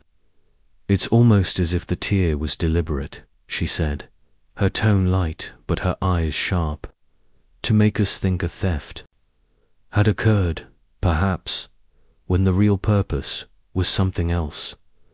Double quotes. Mrs. Hargreaves looked startled. "Something else?" she asked. "But what could that be?" "The page is gone, and I was unwell. Surely it's a theft, however clumsy." Miss Marple smiled, her expression one of gentle reassurance. "Perhaps," she said, "but puzzles like this often have layers. Let's see what else we can find." She turned her attention to the desk, her eyes scanning its surface. The inkwell, quill pen, and catalogue cards were as she remembered. But she noticed something new. Faint smudges of ink on the blotter, irregular and slightly blurred, as if made by a hurried hand. She leaned closer, her nose wrinkling at a trace of that same medicinal odor, now faint but unmistakable. "Mrs. Argravis," she said. "Did you write anything this morning, before you felt ill?" The librarian frowned, thinking. "No," she said. "I was reading the manuscript, not writing. I planned to make notes later, but I never got the chance." She glanced at the blotter, her expression puzzled. "Those smudges, they weren't there yesterday. At least, I don't think so." Miss Marple's mind raced. The smudges suggested someone had used the desk, perhaps in the moments before, or after Mrs. Hargreaves' collapse. She thought of Clara Benton, whose pen she had seen in the library office, its nib stained with the same dark ink. Could the girl have written something, perhaps a note or a list, in the chaos of the morning? Miss Marple recalled a case in St. Mary Mead, when a young clerk's hurried scrawl had betrayed his theft of a ledger. The smudges here were a clue, subtle but significant, and she filed them away alongside the torn page and the tease odor. She turned back to the manuscript, her gloved fingers carefully turning the pages. The section on monkshood was detailed, its Latin text accompanied by a vivid illustration of the plant, its purple flowers stark against a backdrop of green. The missing page, Mrs. Hargreaves explained, contained a recipe for a tonic, its ingredients listed in precise script. "It's scholarly, not practical," the librarian repeated. "No one would use it today. It's more a curiosity than a guide." But Miss Marple's thoughts lingered on the plant's toxicity. Monkshood, she knew, could cause dizziness, nausea, even unconsciousness in small doses. The teacup, the collapse, the torn page, they were connected, she was certain, but the how and why remained elusive. As they worked, the library door opened, and Inspector Craddock entered, his lean frame filling the doorway. His sharp eyes took in the scene, and he nodded to Miss Marple with a mixture of respect and wariness. "Miss Marple," he said, "I should have known you'd be here, poking about. Found anything interesting?" His tone was light, but there was a genuine curiosity beneath it, a recognition of her uncanny ability to see what others missed. "Just looking at the manuscript, Inspector," she said, her smile serene. It's a remarkable piece, isn't it? But the torn page is puzzling. Why take one when the whole is so valuable? And these smudges on the blot are quite fresh, I think. Have you had a chance to examine them? Her tone was casual, but her eyes were keen, watching his reaction. Craddock approached the desk, his brow furrowing as he studied the blotter. Fresh, you say? He asked, leaning closer. No fingerprints. I'm afraid we checked the desk yesterday. But you're right, these smudges are new. Could be. Someone was writing in a hurry. He glanced at Mrs. Hargreaves. You didn't make these, I presume? No, she said, shaking her head. I hadn't touched the inkwell that morning. And Clarawell, she uses her own pen for cataloguing, doesn't she? Her voice held a note of uncertainty, and Miss Marple's thoughts turned to the assistant. Clara's absence this morning was notable, though Mrs. Hargreaves had mentioned. She was running errands in much Benham. The girl's nervous demeanour, her sleeves bulge. Her connection to Mr. Lyle, they were pieces of a puzzle that Miss Marple was determined to assemble. Craddock made a note in his black book. His expression, thoughtful. We'll look into the smudges, he said. And the teacup Dr. Haydock's results should be back soon. He suspects a sedative, something mild but enough to cause a collapse. If it's true, we're dealing with more than a theft. He paused, his eyes meeting Miss Marple's. Any theories, Miss Marple? You've a knack for these things. She chuckled, her needles clicking softly as she resumed her knitting, which she had taken up during a lull in their examination. Oh, I'm just an old woman with too much time on her hands, she said, her tone self-deprecating. But it's odd, isn't it? A locked door, a torn page, and a sedative, if that's what it was. It feels like a stage set to mislead us. I wonder if the torn page was meant to distract from something else, something simpler, perhaps. Her words were vague, but her mind was sharp, picturing a village scandal where a broken window had masked a theft from within. The broken latch, she suspected, was part of a similar deception. Its rust suggesting it had been tampered with well before the incident. Craddock nodded, his expression one of grudging admiration. You're not far off, he said. The latch is old damage rust, in the scratches, as if it's been broken for weeks. Yet Mrs. Hargreaves swears she locked the door that morning. It doesn't add up. He turned to the librarian. You're certain no one else had access to the key? Certain, Mrs. Hargreaves said firmly. The spare is kept in the office, locked in a drawer. Only Clara and I have access, and I trust her completely. Her voice wavered slightly, and Miss Marple noted the flicker of doubt in her eyes. Trust, she knew, was a fragile thing, easily broken by ambition or fear. As they spoke, the library door opened again, and Clara Benton entered, her arms laden with a stack of books from much Benham. Her face was pale, her eyes darting nervously as she saw the group at the desk. Oh, Miss Marple, Inspector, she said, her voice trembling. I didn't know you'd be here. I just got back from the bookbinder's. She set the books down, her hands moving to her sleeves, and Miss Marple's eyes followed the gesture, noting the familiar bulge.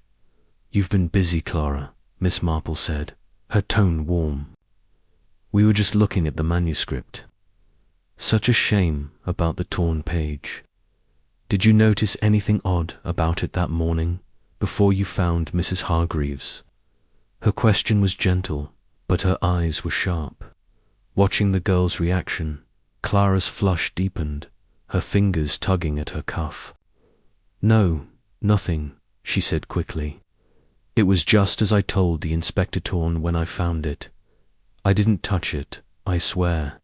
Her words were earnest, but there was a strain in her voice, and Miss Marple's suspicion grew. The girl was hiding something, and the bulge in her sleeve was a clue she could not ignore. Riddick, unaware of Miss Marple's observation, nodded. "We'll need to speak with you again, Miss Benton," he said. "And Mr. Lyle, he's on my list. His interest in the manuscript is a bit too convenient." He turned to Miss Marple. "If you spot anything else, let me know. You've got a sharper eye than most of my men." Miss Marple smiled, her needles clicking as she tucked them away. "You're too kind, Inspector," she said. "I'll keep my eyes open." But as she left the library, the morning air cool against her face, her mind was already weaving the threads together. The torn page, the ink smudges, the broken latch, Clara's sleeve, Mr. Lyle's charm they were part of. A carefully staged deception, she was certain. She thought of a case in St. Mary Mead, when a young woman had staged a theft to cover her own indiscretion, only to be undone by a single, careless detail. Clara, she suspected, was caught in a similar web, and Mr. Lyle was the spider at its center. As she walked home, her knitting bag swinging gently, Miss Marple resolved to watch them both, her gentle demeanor hiding a determination as sharp as her finest needle. Chapter 8. The Sleeved Secret. The soft glow of afternoon light filtered through the lace curtains of St. Mary Mead's village hall, where the air buzzed with the gentle chatter of a tea party organized by the Women's Institute. The hall, with its polished wooden floor and trestle tables laden with scones and jam, was a hub of village life, a place where secrets were shared as readily as cups of tea. Miss Jane Marple, seated near a window with her knitting bag at her side, sipped her Darjeeling and observed the gathering with her usual quiet acuity. Her mind, however, was not on the pleasantries of the occasion, but on the mystery of the locked library, Mrs. Hargreaves' collapse, the torn manuscript page, the broken latch, and, most pressingly, Clara Benton's nervous demeanor. The girl's persistent tugging at her sleeve, the faint bulge Miss Marple had noted, and her evasive answers about Mr. Lyle had solidified into a suspicion that demanded careful exploration. Today, Miss Marple intended to watch Clara closely, to coax out the truth with the gentle persistence that had unraveled many a village intrigue. The hall was filled with familiar faces. Mrs. Price, the postmistress, holding court with tales of the library incident. Miss Hartnell, her angular features set in disapproval as she discussed the decline of village morals. And Mrs. Weatherby, her plump cheeks flushed with the excitement of gossip. Clara Benton was there too, standing near a table of homemade cakes, her pale face half hidden by a tray of biscuits she was arranging with excessive care. Miss Marple noted the girl's posture, shoulders, hunched eyes darting, her hands never straying far from her sleeves. It was a gesture Miss Marple had seen before, in a young parlour-maid who had concealed a stolen letter in her cuff, thinking, "It's safe from prying eyes." Secrets, Miss Marple mused, her needles clicking softly as she began a new row, are so often betrayed by the smallest habits. She rose, her movements slow and deliberate, and approached Clara, her smile as warm as the sunlight streaming through the window. "Clara, my dear," she said, her voice soft but carrying a note of genuine concern. "You've done wonders with these biscuits, but you look tired. Such a trying time at the library, I'm sure. How are you managing?" Her tone was kind, inviting confidence, and she watched the girl's reaction with the precision of a hawk. Clara's hands faltered, a biscuit slipping from her grasp. "Oh, Miss Marple," she said, her voice trembling, "I'm all right, really. It's been so upsetting with Mrs. Hargreaves and the manuscript." I keep thinking I should have done something, been there sooner."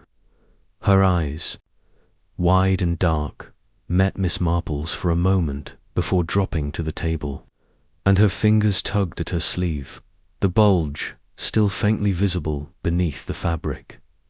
"You mustn't blame yourself," Miss Marple said, her needles pausing as she leaned closer. "You did all you could, fetching the constable so quickly. But it's a curious business, isn't it? That torn page, the locked door, it's like something from one of my nephew's novels. I wonder what that page meant to someone, to risk so much." Her words were gentle, but they carried a weight, and she saw Clara's flush deepen, her hand tightening on her cuff. "I don't know," Clara said, her voice barely above a whisper. "It's awful to think of it being damaged. Mrs. Hargreaves says it's priceless." She busied herself with the biscuits, rearranging them unnecessarily, and Miss Marple noted the strain in her movements, the way her eyes avoided contact. It was a familiar sign, one Miss Marple had seen in a village girl who had hidden a stolen brooch, her guilt betrayed by her inability to meet a questioning gaze. Miss Marple nodded, her smile unwavering. "Priceless, indeed," she said, "and yet only one page was taken. I was talking to Mrs. Hargreaves yesterday, and she mentioned it was about monkshood. Dangerous plant, isn't it? I remember my old gardener warning me about it in my rose beds. It makes one wonder if the page had a special meaning, perhaps something beyond its value." She watched Clara closely, her needles resuming their rhythmic clicking, and saw the girl's shoulders tense, her fingers gripping her sleeve as if to anchor herself. Clara's lips parted, but no words came. Instead, she turned to the table, her movements jerky. I wouldn't know," she stammered. "I only catalogued it, like Mrs. Hargreaves asked. I should check the tea urn, it's nearly empty." She hurried away, her haste betraying her unease, and Miss Marple's suspicion hardened into certainty. The girl was hiding something, and the bulge in her sleeve was no mere coincidence. She thought of a case in St. Mary Mead, when a young woman had concealed a stolen necklace in her apron, her nervous fidgeting giving her away. Clara, Miss Marple was sure, was carrying a similar burden. Returning to her seat, Miss Marple's eyes followed Clara as she moved through the crowd, her interactions strained, her smiles forced. The tea party buzzed with chatter, much of it centered on the library incident. Mrs. Price, stationed near the scones, was regaling a group with her theory of a London thief, her voice carrying over the clink of teacups. "That Mr. Lyle, mark my words," she said, her eyes gleaming. "He's been poking around the library for weeks, asking about that manuscript. My Tom saw him talking to Clara by the back gate, all secretive. And now this a torn page, Mrs. Hargreaves nearly poisoned. It's no coincidence, I tell you." Miss Marple listened, her needles clicking steadily, her face a mask of polite interest. The villager's suspicion of Mr. Lyle was growing, and she could not dismiss it. Her meeting with him at the Blue Boar had revealed a man of calculated charm. His interest in the manuscript too keen to be purely professional. His offer to Clara, the heavy briefcase. His evasive answers, they pointed to a motive, perhaps a scheme larger than a single page. Yet Clara's role was equally compelling. The girl's ambition, her connection to Mr. Lyle, her nervous gestures, they suggested she was more than a bystander. Miss Marple recalled a village scandal years ago when a young clerk had been lured by a city merchant's promises, only to find herself entangled in a theft. Clara, she suspected, was caught in a similar trap. As the tea party continued, Miss Marple slipped away to find Dr. Haydock. who was attending the event as a guest of the vicar. She found him near the refreshment table, his stout figure unmistakable as he sampled a scone with evident relish. "Dr. Haydock," she said, her smile warm, "I hope I'm not interrupting. I was wondering if you'd had any news about Mrs. Hargreaves' condition. Such a worrying incident, and the village is full of talk about that tea she drank." The doctor wiped his hands on a napkin, his expression sobering. "Miss Marple," he said, "you've a nose for these things, haven't you? I've just had the results from the lab in Much Benham. There was a sedative in the tea, mild, but enough to cause dizziness and collapse. Not enough to do lasting harm, thank goodness, but it's no accident. Someone put it there, and it was likely meant to knock her out for a short time." Lowered his voice, glancing around. "The inspector's been informed, but we're keeping it quiet for now. No need to stir up more panic." Miss Marple's needles paused, her eyes bright with interest. "A sedative," she said softly. "How very deliberate. And the teacup, did you find anything else? Perhaps a residue of the plant itself?" Mrs. Hargreaves mentioned the torn page was about monkshood, and I couldn't help wondering if there's a connection. Her tone was casual, but her mind was racing, picturing the manuscript's illustration of the toxic plant and the faint odor. She had noticed in the cup. Dr. Haydock raised an eyebrow, impressed despite himself. "You're sharp, Miss Marple," he said. "No residue of monkshood. I'm afraid the sedative was a common one, likely from a chemist's shop. But it's an interesting thought. Monkshood's rare these days, not something you'd find in a village garden. If it's tied to the page, it suggests a specific intent." He paused, his brow furrowing. "You think someone meant to use the manuscript as a guide?" "Not necessarily," Miss Marple said, her voice soft. "But the page's removal feels like a message or a distraction. I wonder if the thief wanted us to focus on the manuscript, while the real crime was elsewhere." She thought of a case in St. Mary Mead, when a broken vase had drawn attention from a stolen watch. The thief relying on misdirection to escape notice. The torn page, she suspected, was part of a similar ruse, with Clara at its heart. Dr. Haydock nodded, his expression thoughtful. "You should talk to Craddock," he said. "He's a good man, but he misses the small things sometimes. And you, Miss Marple, have a way of seeing them." He smiled, returning to his scone, and Miss Marple thanked him, her mind already turning to her next step. She returned to her seat, her eyes seeking Clara once more. The girl was now serving tea, her movements careful but her face pale, her sleeve still betraying that telltale bulge. Miss Marple's suspicion was now a near certainty. Clara was hiding the torn page, or something equally incriminating. The sedative in the tea, the ink smudges on the blotter, the broken latch, they all pointed to a plan orchestrated by someone close to Mrs. Hargreaves. Someone with access and opportunity. Clara, with her ambition and her connection to Mr. Lyle, was the obvious candidate, but Miss Marple was cautious. The obvious, she knew, was often a trap. As the tea party drew to a close, Miss Marple approached Clara again, her smile as gentle as ever.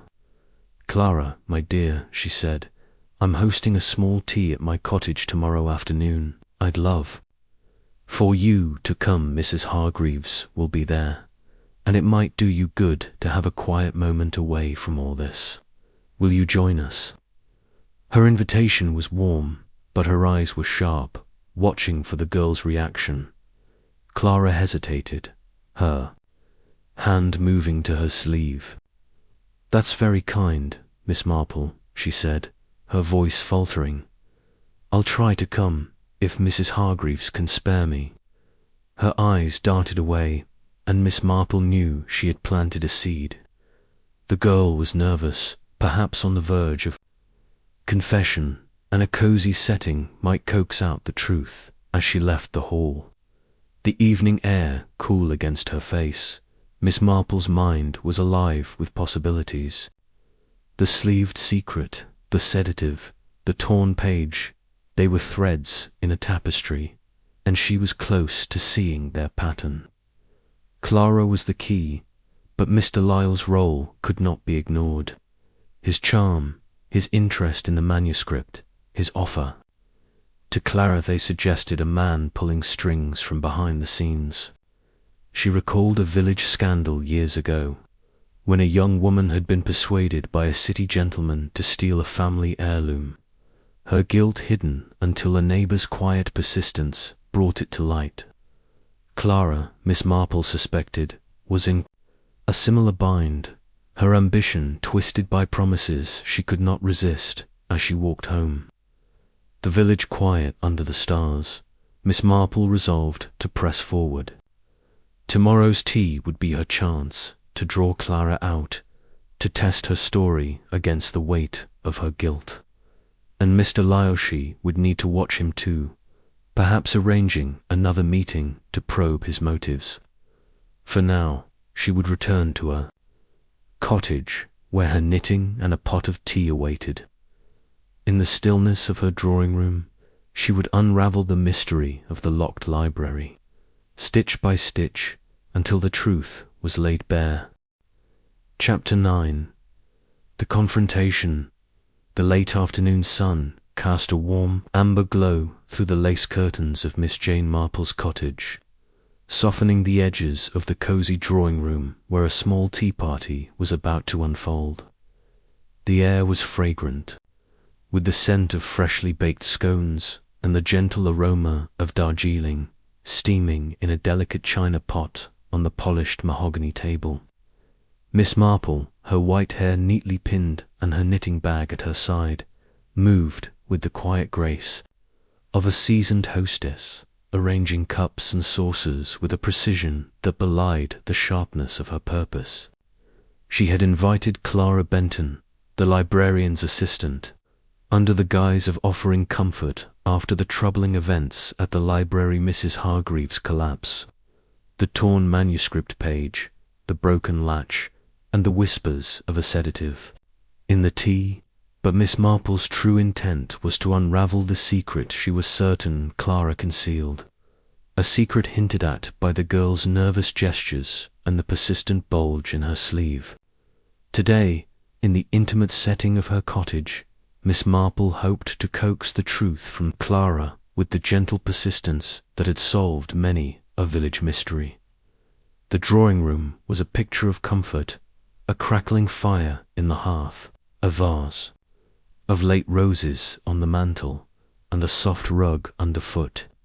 Miss Marple's knitting, a half-finished scarf in soft grey wool, lay on the arm of her chair, its needles gleaming faintly in the firelight.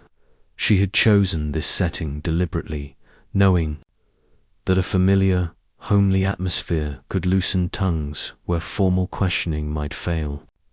She recalled a case in St. Mary Mead years ago, when a young housemaid, guilty of stealing a silver spoon, had confessed over tea in this very room, her defences softened by Miss Marple's kindly demeanour.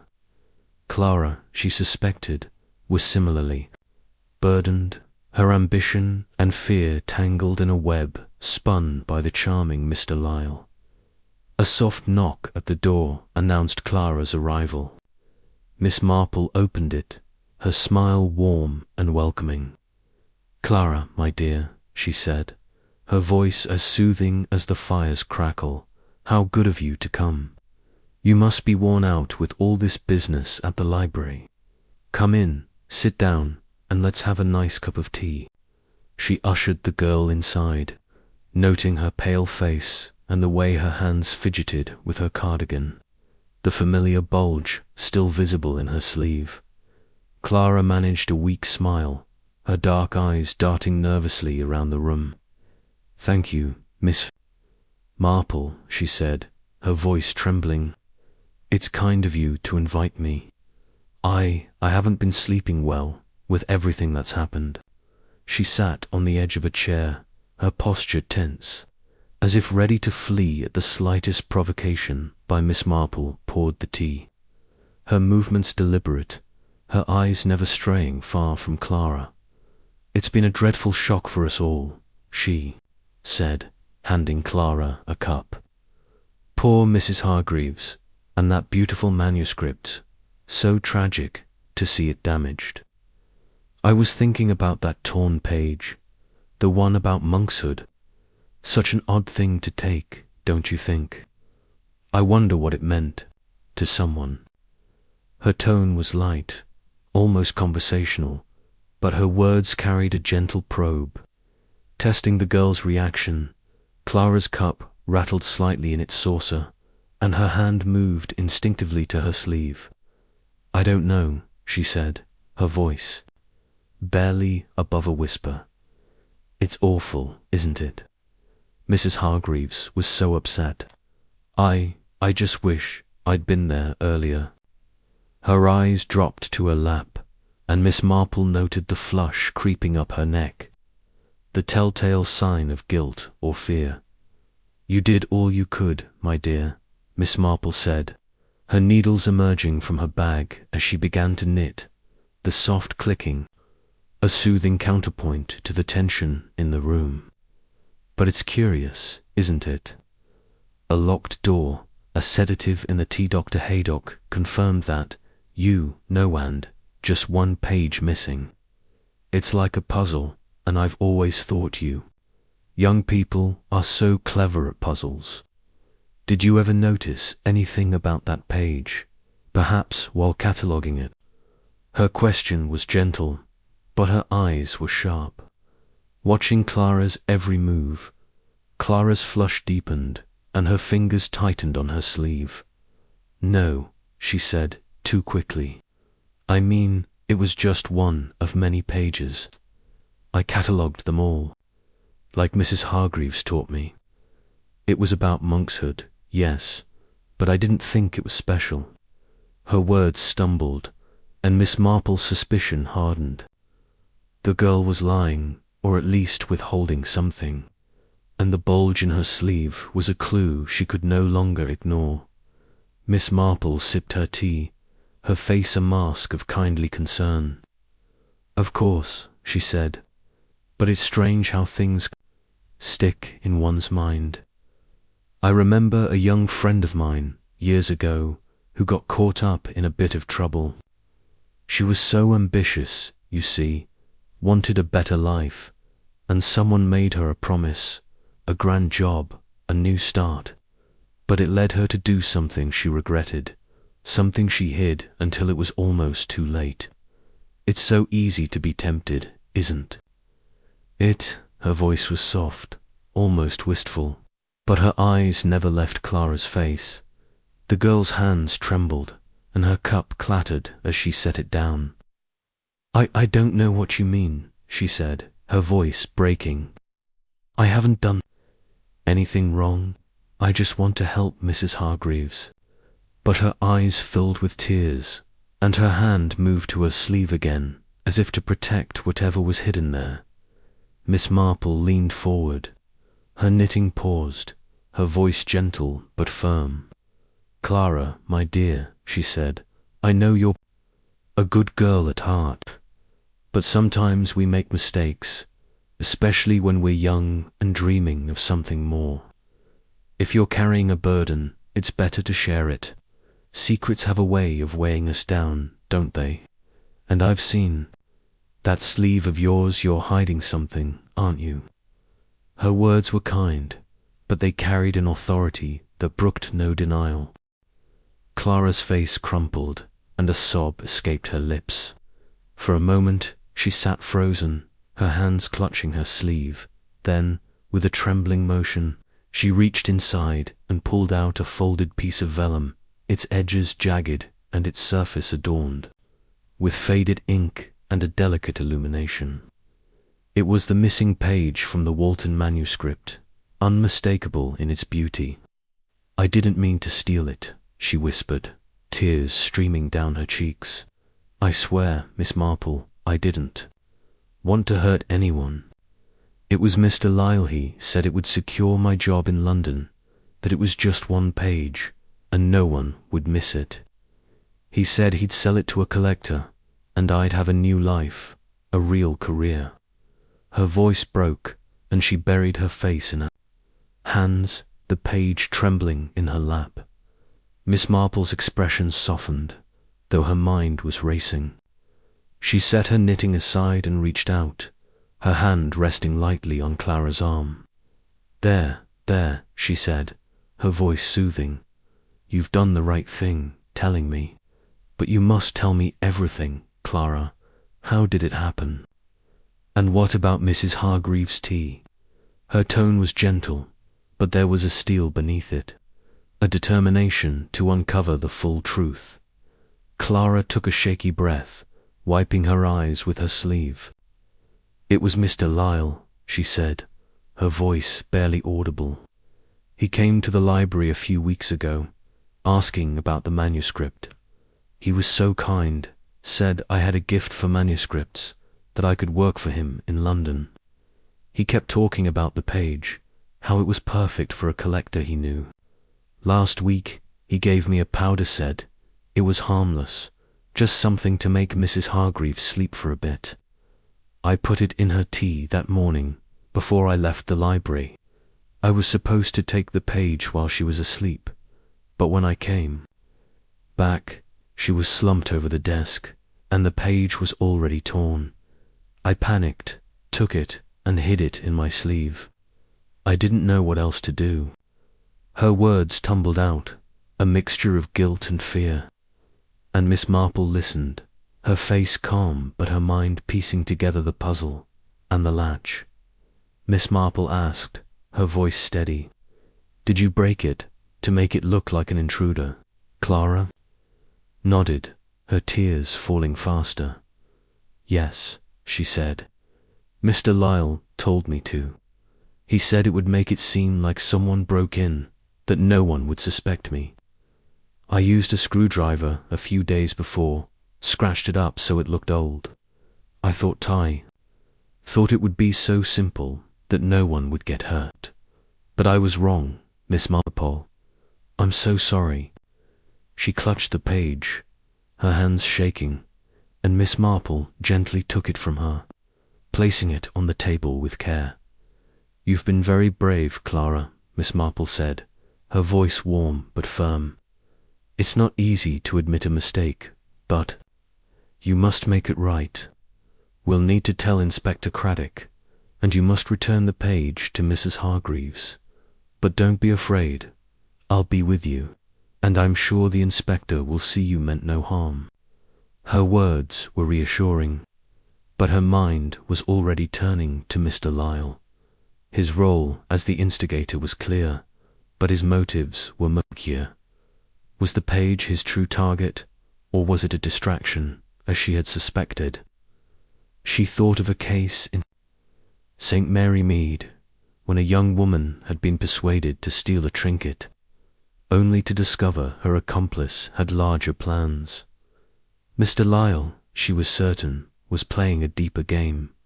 Clara nodded, her sobs subsiding. "I'll tell the inspector," she said, her voice small. "I just want to make it right. I never meant for Mrs. Hargreaves to be hurt."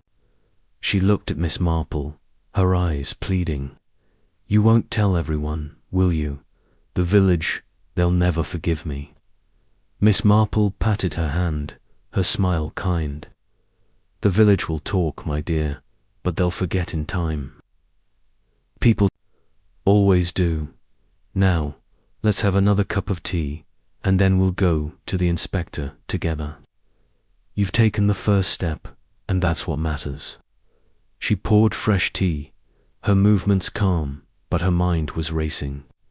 Clara's confession had confirmed her suspicions, the sedative, the torn page, the broken latch, but Mr. Lyle remained a shadow at the edge of the puzzle. His charm, his offer to Clara, his interest in the manuscript, they pointed to a man with a plan. one that Miss Marple was determined to uncover as they sipped their tea. The fire crackling softly, Miss Marple's thoughts turned to the next steps. She would accompany Clara to Inspector Craddock, ensuring the girl's confession was heard with fairness. The page would be returned, and Mrs. Hargreaves would be relieved, but Mr. Lyle's role could not be ignored. She recalled a village scandal years ago, when a charming outsider had manipulated a young man into theft, only to vanish with the spoils. Mr. Lyle, she suspected, was cut from similar cloth, and she would need to act quickly to catch him. For now she focused on Clara, her gentle presence a steady anchor for the girl's guilt. As they left the cottage, the evening air cool and the stars beginning to emerge, Miss Marple felt a quiet satisfaction. The sleeved secret had been revealed, but the mystery was far from solved. Mr. Lyle's shadow loomed large, and she knew the final pieces of the puzzle lay with him. With Clara at her side, she walked toward the police station, her knitting bag swinging gently, her mind as sharp as ever, ready to unravel the last threads of the locked library mystery. Chapter 10. The dealer's downfall. The twilight of St. Mary Mead draped the village in a soft violet hush, the kind that seemed to cradle secrets in its folds. Miss Jane Marple, her knitting bag tucked under her arm, walked alongside Clara Benton toward the modest police station at the edge of High Street. The air was crisp, carrying the scent of damp earth and fading roses, and the stars above glimmered with a clarity that matched the sharpness of Miss Marple's mind. Clara's confession, delivered in the cozy confines of Miss Marple's drawing room, had been a breakthrough. The missing manuscript page, hidden in her sleeve, was now safely in Miss Marple's possession, folded carefully in her bag. But the revelation had only deepened the mystery, pointing to Mr. Lyle, the London book dealer, as the orchestrator of a scheme that had ensnared the young assistant. Miss Marple's thoughts were fixed on him now, his polished charm and calculating eyes, a puzzle she was determined to solve.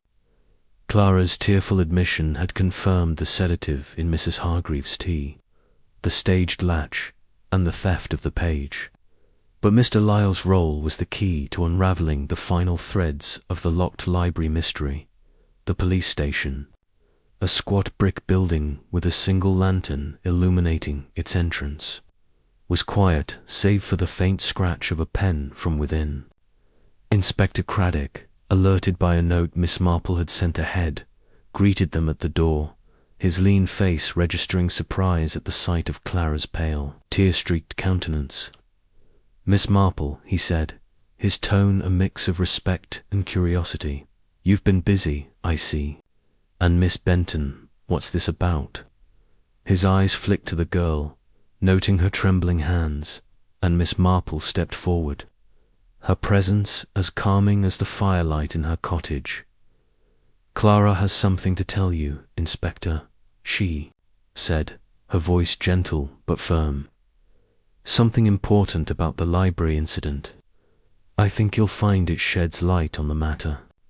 She patted Clara's arm, her smile encouraging, and the girl, after a moment's hesitation, nodded, her hands clutching her cardigan. They were ushered into a small office, where a desk littered with papers and a single chair awaited. Miss Marple remained standing, her knitting bag at her side, as Clara recounted her story, her voice faltering but clear. "It was Mr. Lyle," she said, her eyes fixed on the floor. "He told me to take the page from the manuscript, said it would secure a job for me in London. He gave me a powder to put in Mrs. Hargreaves' teas, said it was harmless, just to make her sleep. I broke the latch a few days before with a screwdriver to make it look like someone forced their way in. I didn't mean to hurt anyone, Inspector, I swear. I wanted a better life." She reached into Miss Marple's bag, with a nod of permission and produced the vellum page, its delicate illumination catching the lamplight. "This is it. I took it, but I couldn't go through with giving it to him. I'm so sorry." Craddock's eyes narrowed as he took the page, handling it with care. "This is a serious matter, Miss Benton," he said, his voice stern but not unkind. "But coming forward was the right thing. We'll need a full statement, and you'll have to face consequences, but your cooperation will help." He turned to Miss Marple, his expression one of grudging admiration. "You've a way of getting to the truth, Miss Marple. How did you know?" She smiled, her needles clicking softly as she drew them out, a habit that steadied her thoughts.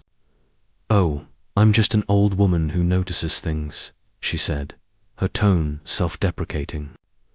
Clara's manner, her sleeve, the way she spoke of Mr. Lilet reminded me of a young girl in St. Mary Mead who hid a stolen trinket, her guilt written in her gestures. "But Mr. Lyle, Inspector, he's the one to watch. I suspect he's more than a bystander in this affair." Her words were gentle, but they carried a weight, and Craddock nodded, his mind already turning to the book dealer. "We'll bring him in," he said, making a note in his black book. "He's at the Blue Boar, isn't he? I'll send Constable Reed to fetch him now, and we'll search his room. If he's involved, we'll find something." He glanced at the manuscript page, his brow furrowing. "This page, why just one? The whole manuscript's worth a fortune. It doesn't make sense." Miss Marple's eyes gleamed with quiet certainty. "That's what puzzled me, Inspector," she said. "A single page, torn in haste, suggests a distraction, or perhaps a specific intent. I wonder if Mr. Lyle meant to sell it to a collector, as Clara says, or if he had another purpose, something to throw us off the scent of a larger plan." She thought of a case in St. Mary Mead, when a thief had stolen a single jewel to mask the theft of a larger cache, the smaller crime drawing attention while the greater went unnoticed. Mr. Lyle, she suspected, was playing a similar game. Craddock dispatched Constable Reed to the Blue Boar with instructions to bring Mr. Lyle in for questioning and to search his room. Miss Marple, sensing her presence was no longer needed, offered to escort Clara back to her lodgings, her gentle demeanour a balm to the girl's distress. "You've done well, Clara," she said as they stepped into the cool evening air. "It's not easy to face one's mistakes, but you've taken the first step. Now you must rest and let the inspector do his work." Clara nodded, her tears drying, and Miss Marple felt a pang of sympathy. The girl was young, ambitious, and easily swayed, victim of her own dreams as much as of Mr. Lyle's manipulation. Back at the Blue Boar, Constable Reed found Mr. Lyle in the tap room, his polished suit and easy smile at odds with the urgency of the summons. "Inspector Craddock wants a word, sir," Reed said, his tone firm, "and we'll need to look at your things. It's about the library business." Mr. Lyle's smile faltered, but he rose with a show of cooperation, his briefcase clutched tightly in his hand. "Of course, Constable," he said, his voice smooth. "I'm happy to help, but I assure you I know nothing about it." The search of his room was swift but thorough. Tucked among his papers, Constable Reed found a bundle of letters, their envelopes bearing the crests of private collectors and auction houses. One, in particular, caught his eye: correspondence with a known dealer in black market antiquities, discussing a single leaf from a 15th century manuscript with a proposed price that made Reed's eyes widen. Another letter, addressed to Clara, outlined her role in London, contingent on the delivery of the item. There was no direct mention of the Walton manuscript, but the implications were clear. Reed confiscated the letters and Mr. Lyle's briefcase, which proved heavier than expected, its false bottom concealing a small packet of documents provenance papers for rare manuscripts, some forged. At the police station, Mr. Lyle maintained his composure, his answers smooth and practiced. "I'm a businessman, Inspector," he said, his hands spread in a gesture of innocence. "I deal in rare books, and I expressed interest in the Walton manuscript, as any dealer would. But theft, sedatives. I'm appalled you'd think me capable of such things. Clara must be mistaken. I offered her a job, yes, but nothing more." His eyes, however, betrayed a flicker of unease, and Miss Marple, who had returned to the station to deliver a statement, noted it with quiet satisfaction. Craddock, armed with the letters, pressed harder. "These documents suggest otherwise, Mr. Lyle," he said, holding up the correspondence. "You've been negotiating with a known dealer in stolen goods, and this letter to Miss Benton implies a quid pro quo. Care to explain?" His tone was sharp, and Mr. Lyle's smile faded, his fingers tapping nervously on the table. Miss Marple, seated quietly in the corner with her knitting, spoke up, her voice soft but piercing. "It's curious, Mr. Lyle," she said, "how you spoke so confidently of the manuscript's value, yet claimed no involvement. I recall a gentleman in St. Mary Mead, years ago, who persuaded a young man to steal a painting, promising him a share of the profits. He, too, thought himself untouchable, but small things letters, a heavy bag gave him away. Your briefcase, I noticed, was rather heavy for papers alone." Her needles clicked steadily, and Mr. Lyle's face paled, his composure cracking. The inspector seized the moment, opening the briefcase to reveal the hidden compartment. The forged documents, combined with the letters, painted a damning picture. Mr. Lyle had planned to sell the torn page to a private collector, using Clara as his unwitting accomplice.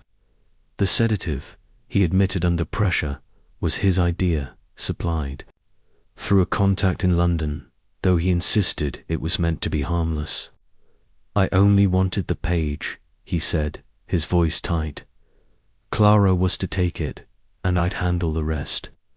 No one was supposed to get hurt."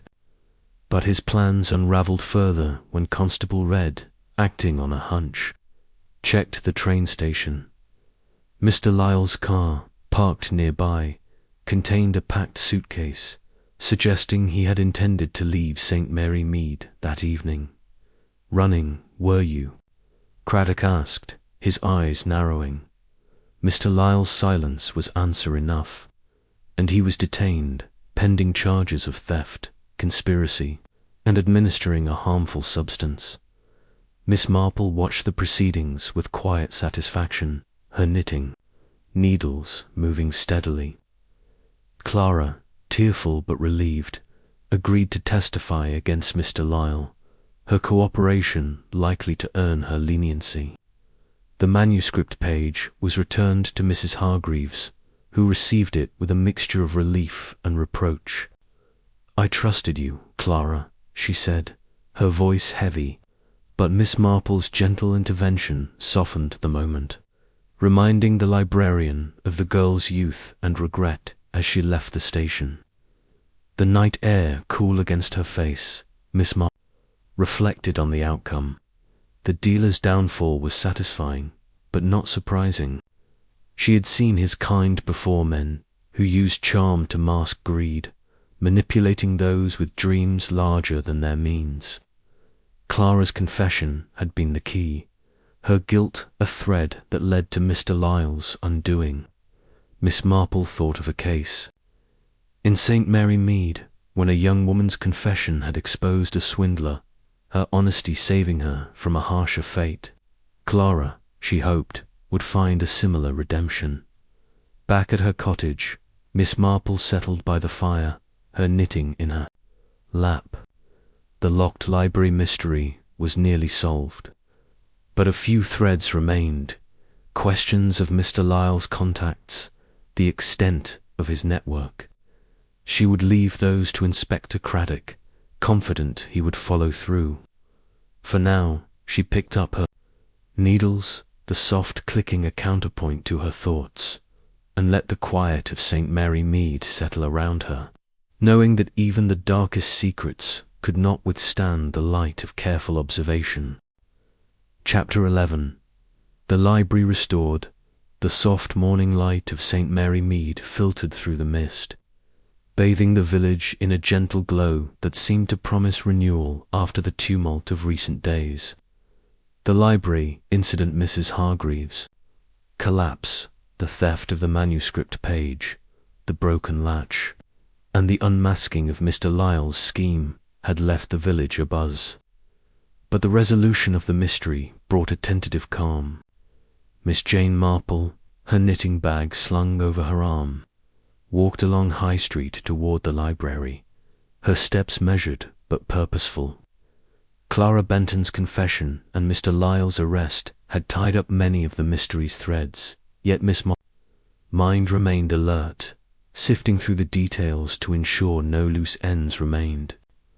The library, she knew, was more than a building.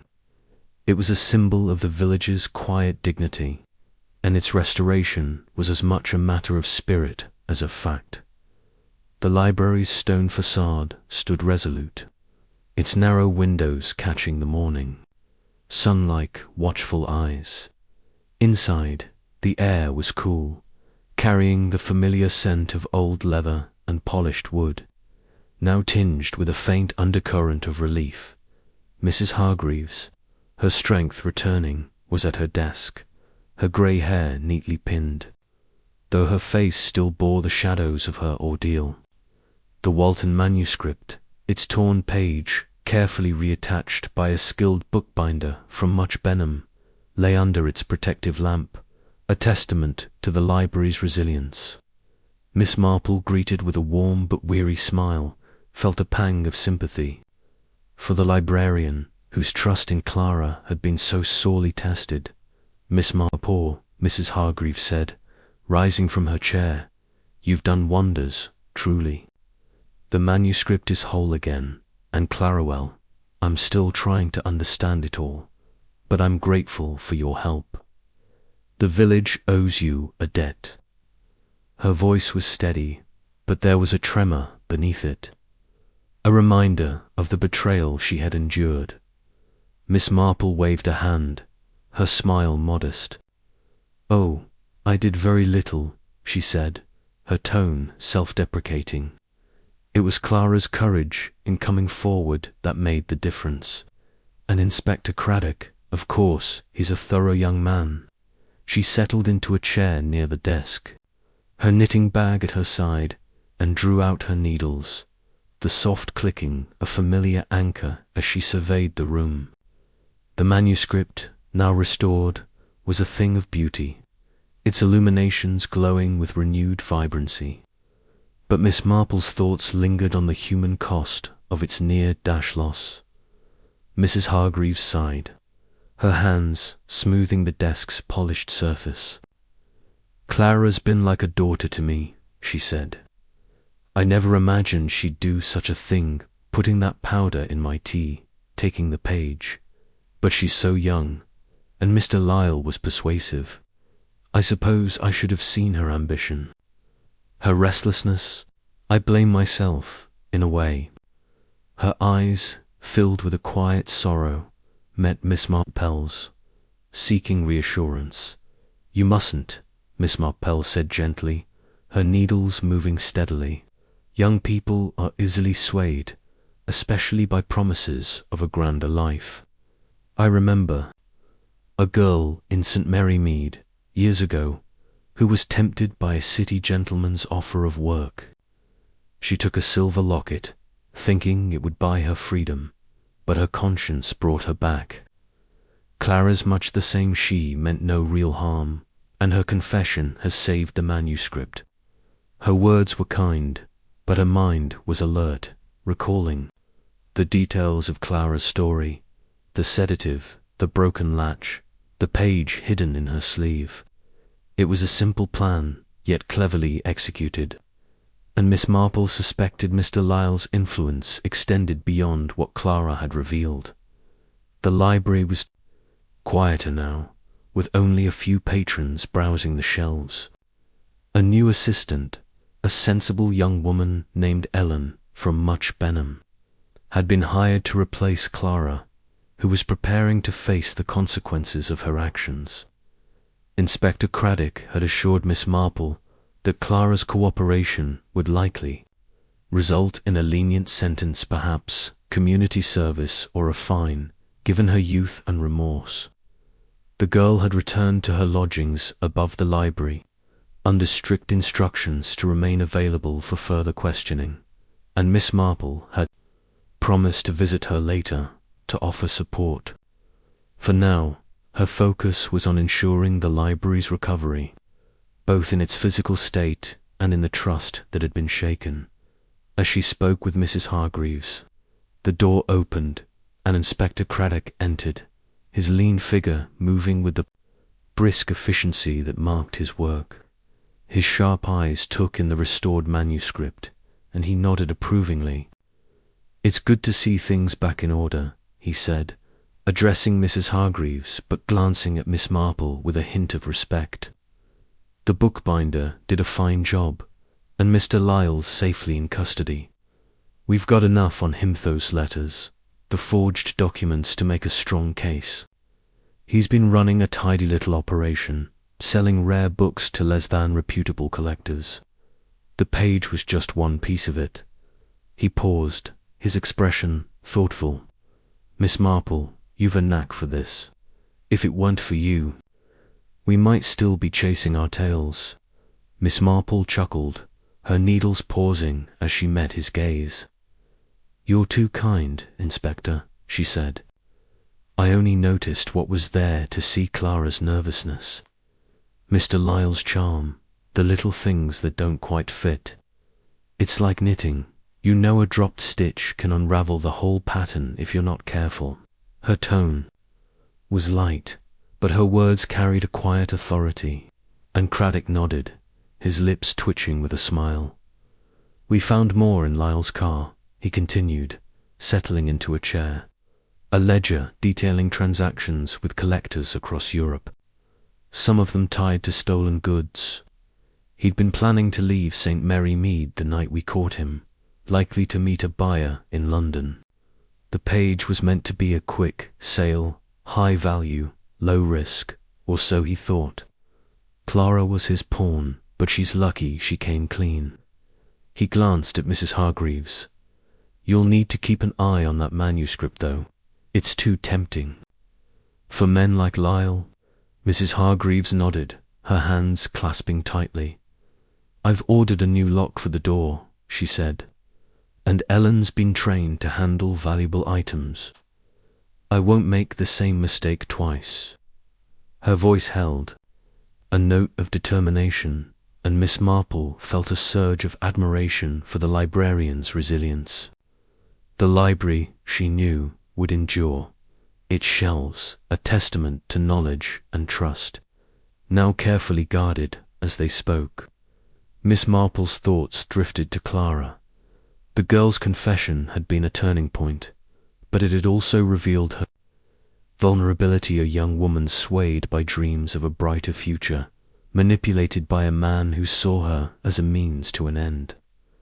Miss Marple recalled a case in St. Mary Mead, when a young seamstress had been persuaded to steal a brooch, her ambition blinding her to the consequences until a neighbour's gentle intervention brought her to her senses.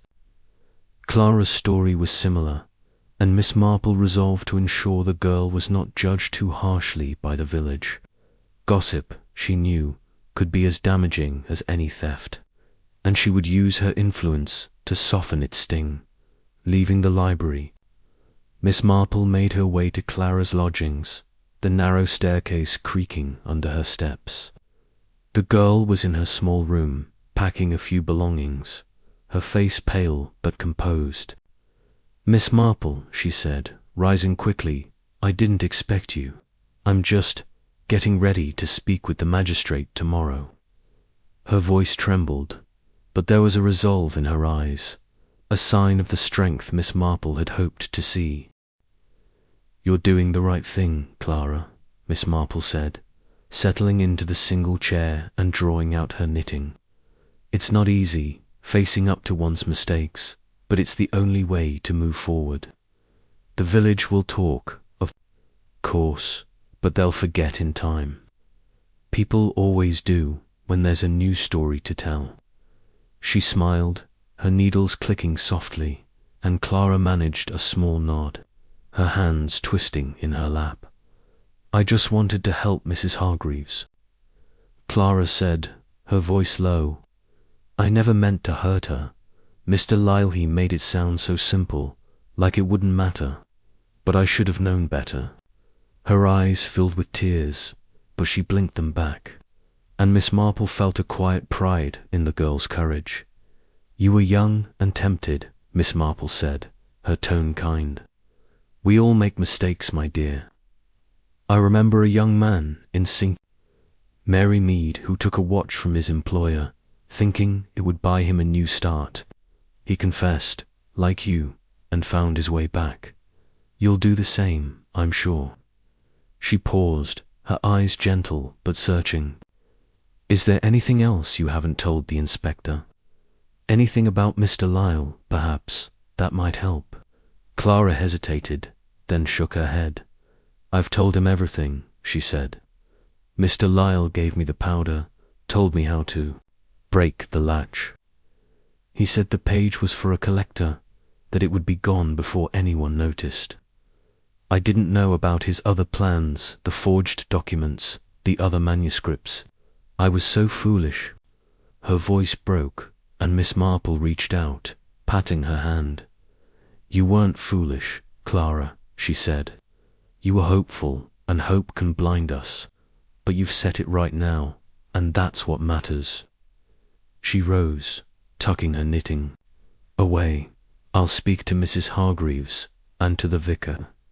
They'll stand by you, and so will I rest now and be brave tomorrow." Clara nodded, her eyes grateful, and Miss Marple left, her heart lightened by the girl's resolve. Back on High Street, the village was settling into its evening routines, the lights in the cottages glowing like beacons in the dusk. Miss Marple paused at the Blue Boar, where Mr. Dobbs confirmed Mr. Lyle's detention, his ruddy face alight with the thrill of the scandal. "Caught him red-handed, they did," he said, wiping a glass. "All those fancy suits, and he's nothing but a common thief. The village won't miss him, that's for sure." Miss Marple smiled, her thoughts drifting to the manuscript, now safe, and the library, now restored. At her cottage, she settled by the fire, her knitting in her lap, the soft clicking a counterpoint. To her reflections, the library was whole again, its wound healed by Clara's confession and Mr. Lyle's arrest. But Miss Marple's mind lingered on the broader pattern human nature, with its mix of ambition, greed, and redemption. She thought of Mr. Lyle, his charm a mask for his schemes, and of Clara, her youth a shield that had nearly failed her. The village, she knew, would move on, its gossip turning to new matters, a missing brooch at the vicarage, perhaps, or a dispute over the church, fate. But for now, the library stood as a reminder that even the darkest secrets could be brought to light by careful observation as she knitted. Her thoughts turned to the next day. She would visit Mrs. Hargreaves again, to ensure the librarian's spirits were lifted, and she would keep an eye on Clara, to guide her through the village's judgment. The mystery was solved, but Miss Marple's work was never truly done.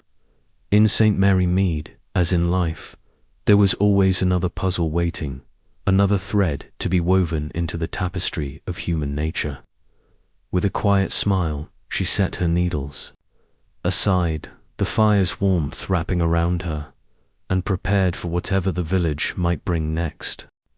Chapter 12. The echoes of truth, the gentle rhythm of St. Mary Mead's daily life, had begun to reassert itself, like the steady ticking of a grandfather clock after a storm. The library incident, Mrs. Hargreaves' collapse, the theft of the manuscript page, Clara Benton's confession, and Mr. Lyle's arrest had stirred the village into a frenzy of gossip. But now, as the autumn leaves drifted across High Street, a tentative calm settled over the community. Miss Jane Marple, her knitting bag a constant companion, walked toward the vicarage, her sensible shoes tapping softly on the cobblestones. The morning air was crisp, scented with wood smoke and the faint tints of apples from nearby orchards, but her mind was far from the pastoral serenity of the village. The mystery of the locked library was resolved in its essentials, yet Miss Marple's keen instincts told her that echoes of the truth lingered, subtle ripples that might yet reveal deeper currents. Her task now was to ensure that the village and its library emerged stronger from the ordeal, and to tie up the final threads of a case that had tested her powers of observation. The vicarage, a rambling house with ivy-clad walls, stood at the edge of the village, its garden a riot of late chrysanthemums. Miss Marple had been invited for morning coffee by the vicar's sister, Miss Hartnell, whose sharp tongue and moral certitude made her a formidable figure in St. Mary Mead. The invitation, Miss Marple suspected, was less about hospitality and more about extracting details of the library affair. But she welcomed the opportunity to gauge the village's mood and to ensure Clara's reputation was not unduly tarnished. As she approached, the vicarage door opened, and Miss Hartnell, angular and brisk, ushered her inside with a nod that was more dutiful than warm. "Miss Marple," she said, her voice carrying the weight of her convictions, "you've done the village a service, though I must say, such goings-on in our library are a disgrace. That Clara Benton, led astray by that city swindler, mark my words, ambition is the root of all evil. I hope she's learned her lesson." Her eyes gleamed with the satisfaction of judgment, and Miss Marple, settling into a chintz-covered chair, smiled gently, her knitting needles emerging from her bag with their familiar soft clicking. "Oh, I think Clara has learned a great deal," Miss Marple said, her tone mild but firm. "She's young, and youth is often swayed by promises of a brighter future. I recall a young man in St. Mary Mead, years ago, who was tempted by a travelling merchant's tales of wealth. He took a silver candlestick, thinking it would buy his way to a new life, but he confessed and made amends. Clara's much the same. She's shown courage in facing her mistake." Her words were carefully chosen, a quiet defense of the girl, and she watched Miss Hartnell's reaction, noting the slight softening of her expression. The vicarage parlour was a cosy space, its walls lined with books and faded photographs, the air warm with the scent of coffee and freshly baked biscuits. Miss Hartnell poured from a silver pot, her movements precise, and continued her commentary. "Well, I suppose youth is an excuse," she said grudgingly, "but that Mr. Lyle, what a rogue. Mrs. Price says his car was packed with forged papers, and he planned to sell that page to some shady collector in London. It's a mercy you and Inspector Craddock caught him before he slipped away." She handed Miss Marple a cup, her eyes narrowing. "But I wonder what made him choose that page. A whole manuscript to steal, and he picks one leaf. It's peculiar, don't you think?" Miss Marple sipped her coffee, her needles moving steadily as her mind turned over the question. The choice of the monkshood page had puzzled her too, its specificity suggesting a motive beyond mere profit. "It is peculiar," she said, her voice thoughtful. "The page was valuable, of course, but no more so than others in the manuscript. I've been wondering if it was chosen to create confusion, to make us think the theft was the point, when perhaps it was a distraction." She paused, her eyes bright behind her spectacles. "I recall a case in St. Mary Mead when a thief broke a window to hide the fact that he'd used a key. The broken latch in the library feels much the same a stage set to mislead." Miss Hartnell leaned forward, her curiosity piqued. "A distraction?" she asked. "But from what, Mrs. Hargreaves? Was nearly poisoned, and the page was gone. What else could there be?" Her tone was sharp, but there was a genuine interest beneath it, and Miss Marple seized the opportunity to probe further. "That's what I've been asking myself," she said, her needles pausing for a moment. "The sedative in the tea was mild, meant to incapacitate, not harm. And the page Clara took it, yes, but Mr. Lyle's plans were larger. Those forged documents in his car suggest he's been dealing in stolen goods for some time. I wonder if the library was just one stop on a longer journey, and the page a test, perhaps, or a way to draw attention while he pursued something else." Her words were vague, but her mind was sharp, picturing Mr. Lyle's heavy briefcase, the letters to collectors, and the ledger found in his car. She suspected his scheme extended beyond St. Mary Mead, perhaps to other libraries or collections, with the torn page a mere pawn in a grander game. Their conversation was interrupted by the arrival of the vicar, a mild-mannered man with a penchant for theology and a dislike for conflict. "Miss Marple," he said, his smile warm, "you've brought peace to our little village once again. Mrs. Hargreaves was here yesterday, saying the manuscript is safe, thanks to you. She's planning a small event at the library to celebrate its restoration, a reading of medieval poetry, I believe. She hopes you'll attend." His eyes twinkled, and Miss Marple nodded, pleased at the thought of the library reclaiming its place as a centre of learning. "I'd be delighted," she said, her smile genuine. "The library's a treasure, and Mrs. Hargreaves has done wonders to protect it. I'll speak to her about Clara. Tushy's a good girl at heart, and a little kindness will go a long way." She thought of Clara's tearful confession, her remorse, and her determination to make amends. The girl's hearing with the magistrate was set for the following day, and Miss Marple had promised to be there, to offer support and to ensure the villagers' judgment did not crush her spirit. After coffee, Miss Marple made her way to the library, her knitting bag swinging gently. The village was alive with its usual shopkeepers sweeping their steps, children playing near the green, but there was a lightness in the air, a sense that the storm had passed. Inside the library, Mrs. Hargreaves was cataloguing a new shipment of books, her assistant Ellen at her side. The manuscript, now fully restored, was locked in a secure case, its vellum pages protected by glass. "Miss Marple," Mrs. Hargreaves said, her face lighting up, "you're a sight for sore eyes. The manuscript is safe, and the library feels like itself again. I can't thank you enough." Miss Marple waved a hand, her smile modest. "It was Clara's honesty that saved the day," she said. "And Inspector Craddock's diligence, of course. But I'm glad to see the library thriving. That poetry reading sounds lovely, something to bring the village together." She paused, her eyes drifting to the manuscript case.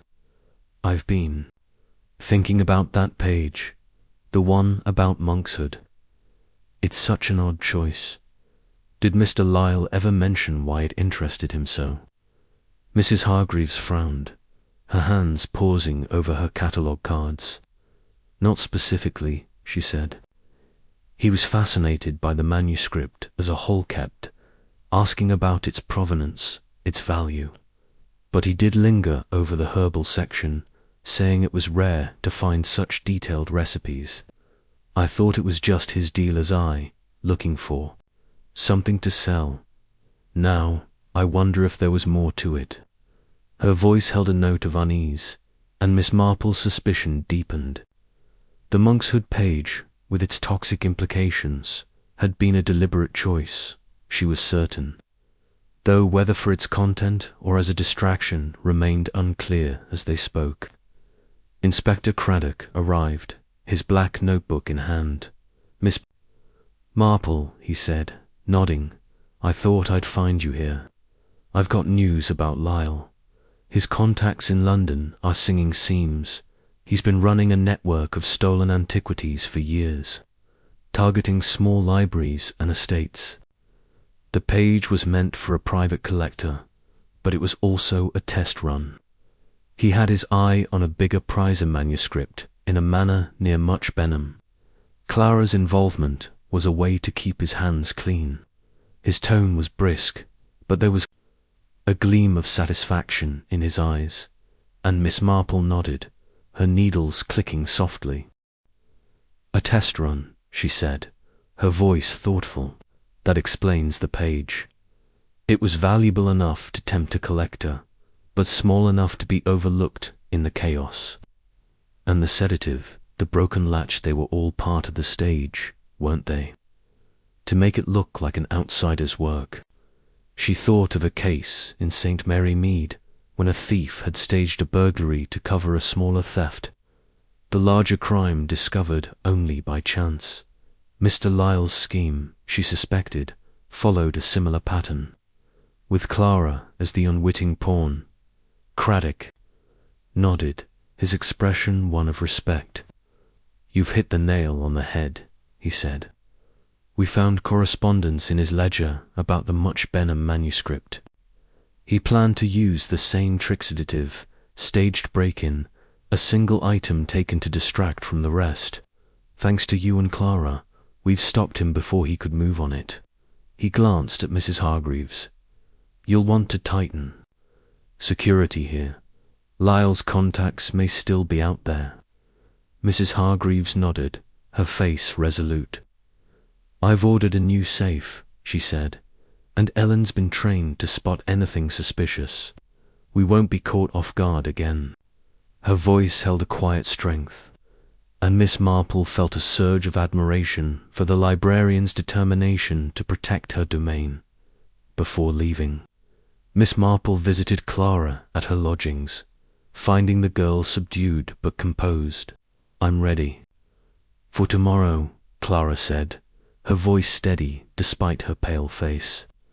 "The magistrate will decide, but I want to make things right. I've written to Mrs. Hargreaves, apologizing, and I'll work to earn her trust again, if she let me." Her eyes, though tired, held a spark of resolve, and Miss Marple smiled, patting her hand. "You'll do well, Clara," she said. "The village will talk, but they'll see your heart in time. I'll be there tomorrow, and so will Mrs. Hargreaves. You're not alone." She thought of a young woman in St. Mary Mead who had faced a similar reckoning, her honesty winning back the village's respect. Clara, she believed, would find her way as she walked home. The evening settling softly over the village, Miss Marple's mind was at peace. The echoes of truth had been heard, the manuscript restored, and Mr. Lyle's schemes exposed. The library, with its shelves of knowledge and its quiet dignity, would endure, a beacon in St. Mary Mead's heart. She settled by her fire, her knitting in her lap, the soft clicking a counterpoint to her thoughts. The mystery was solved, but life, she knew, was a tapestry of endless threads, each one a story waiting to be told. With a quiet smile, she picked up her needles, ready for whatever puzzle the village might bring next.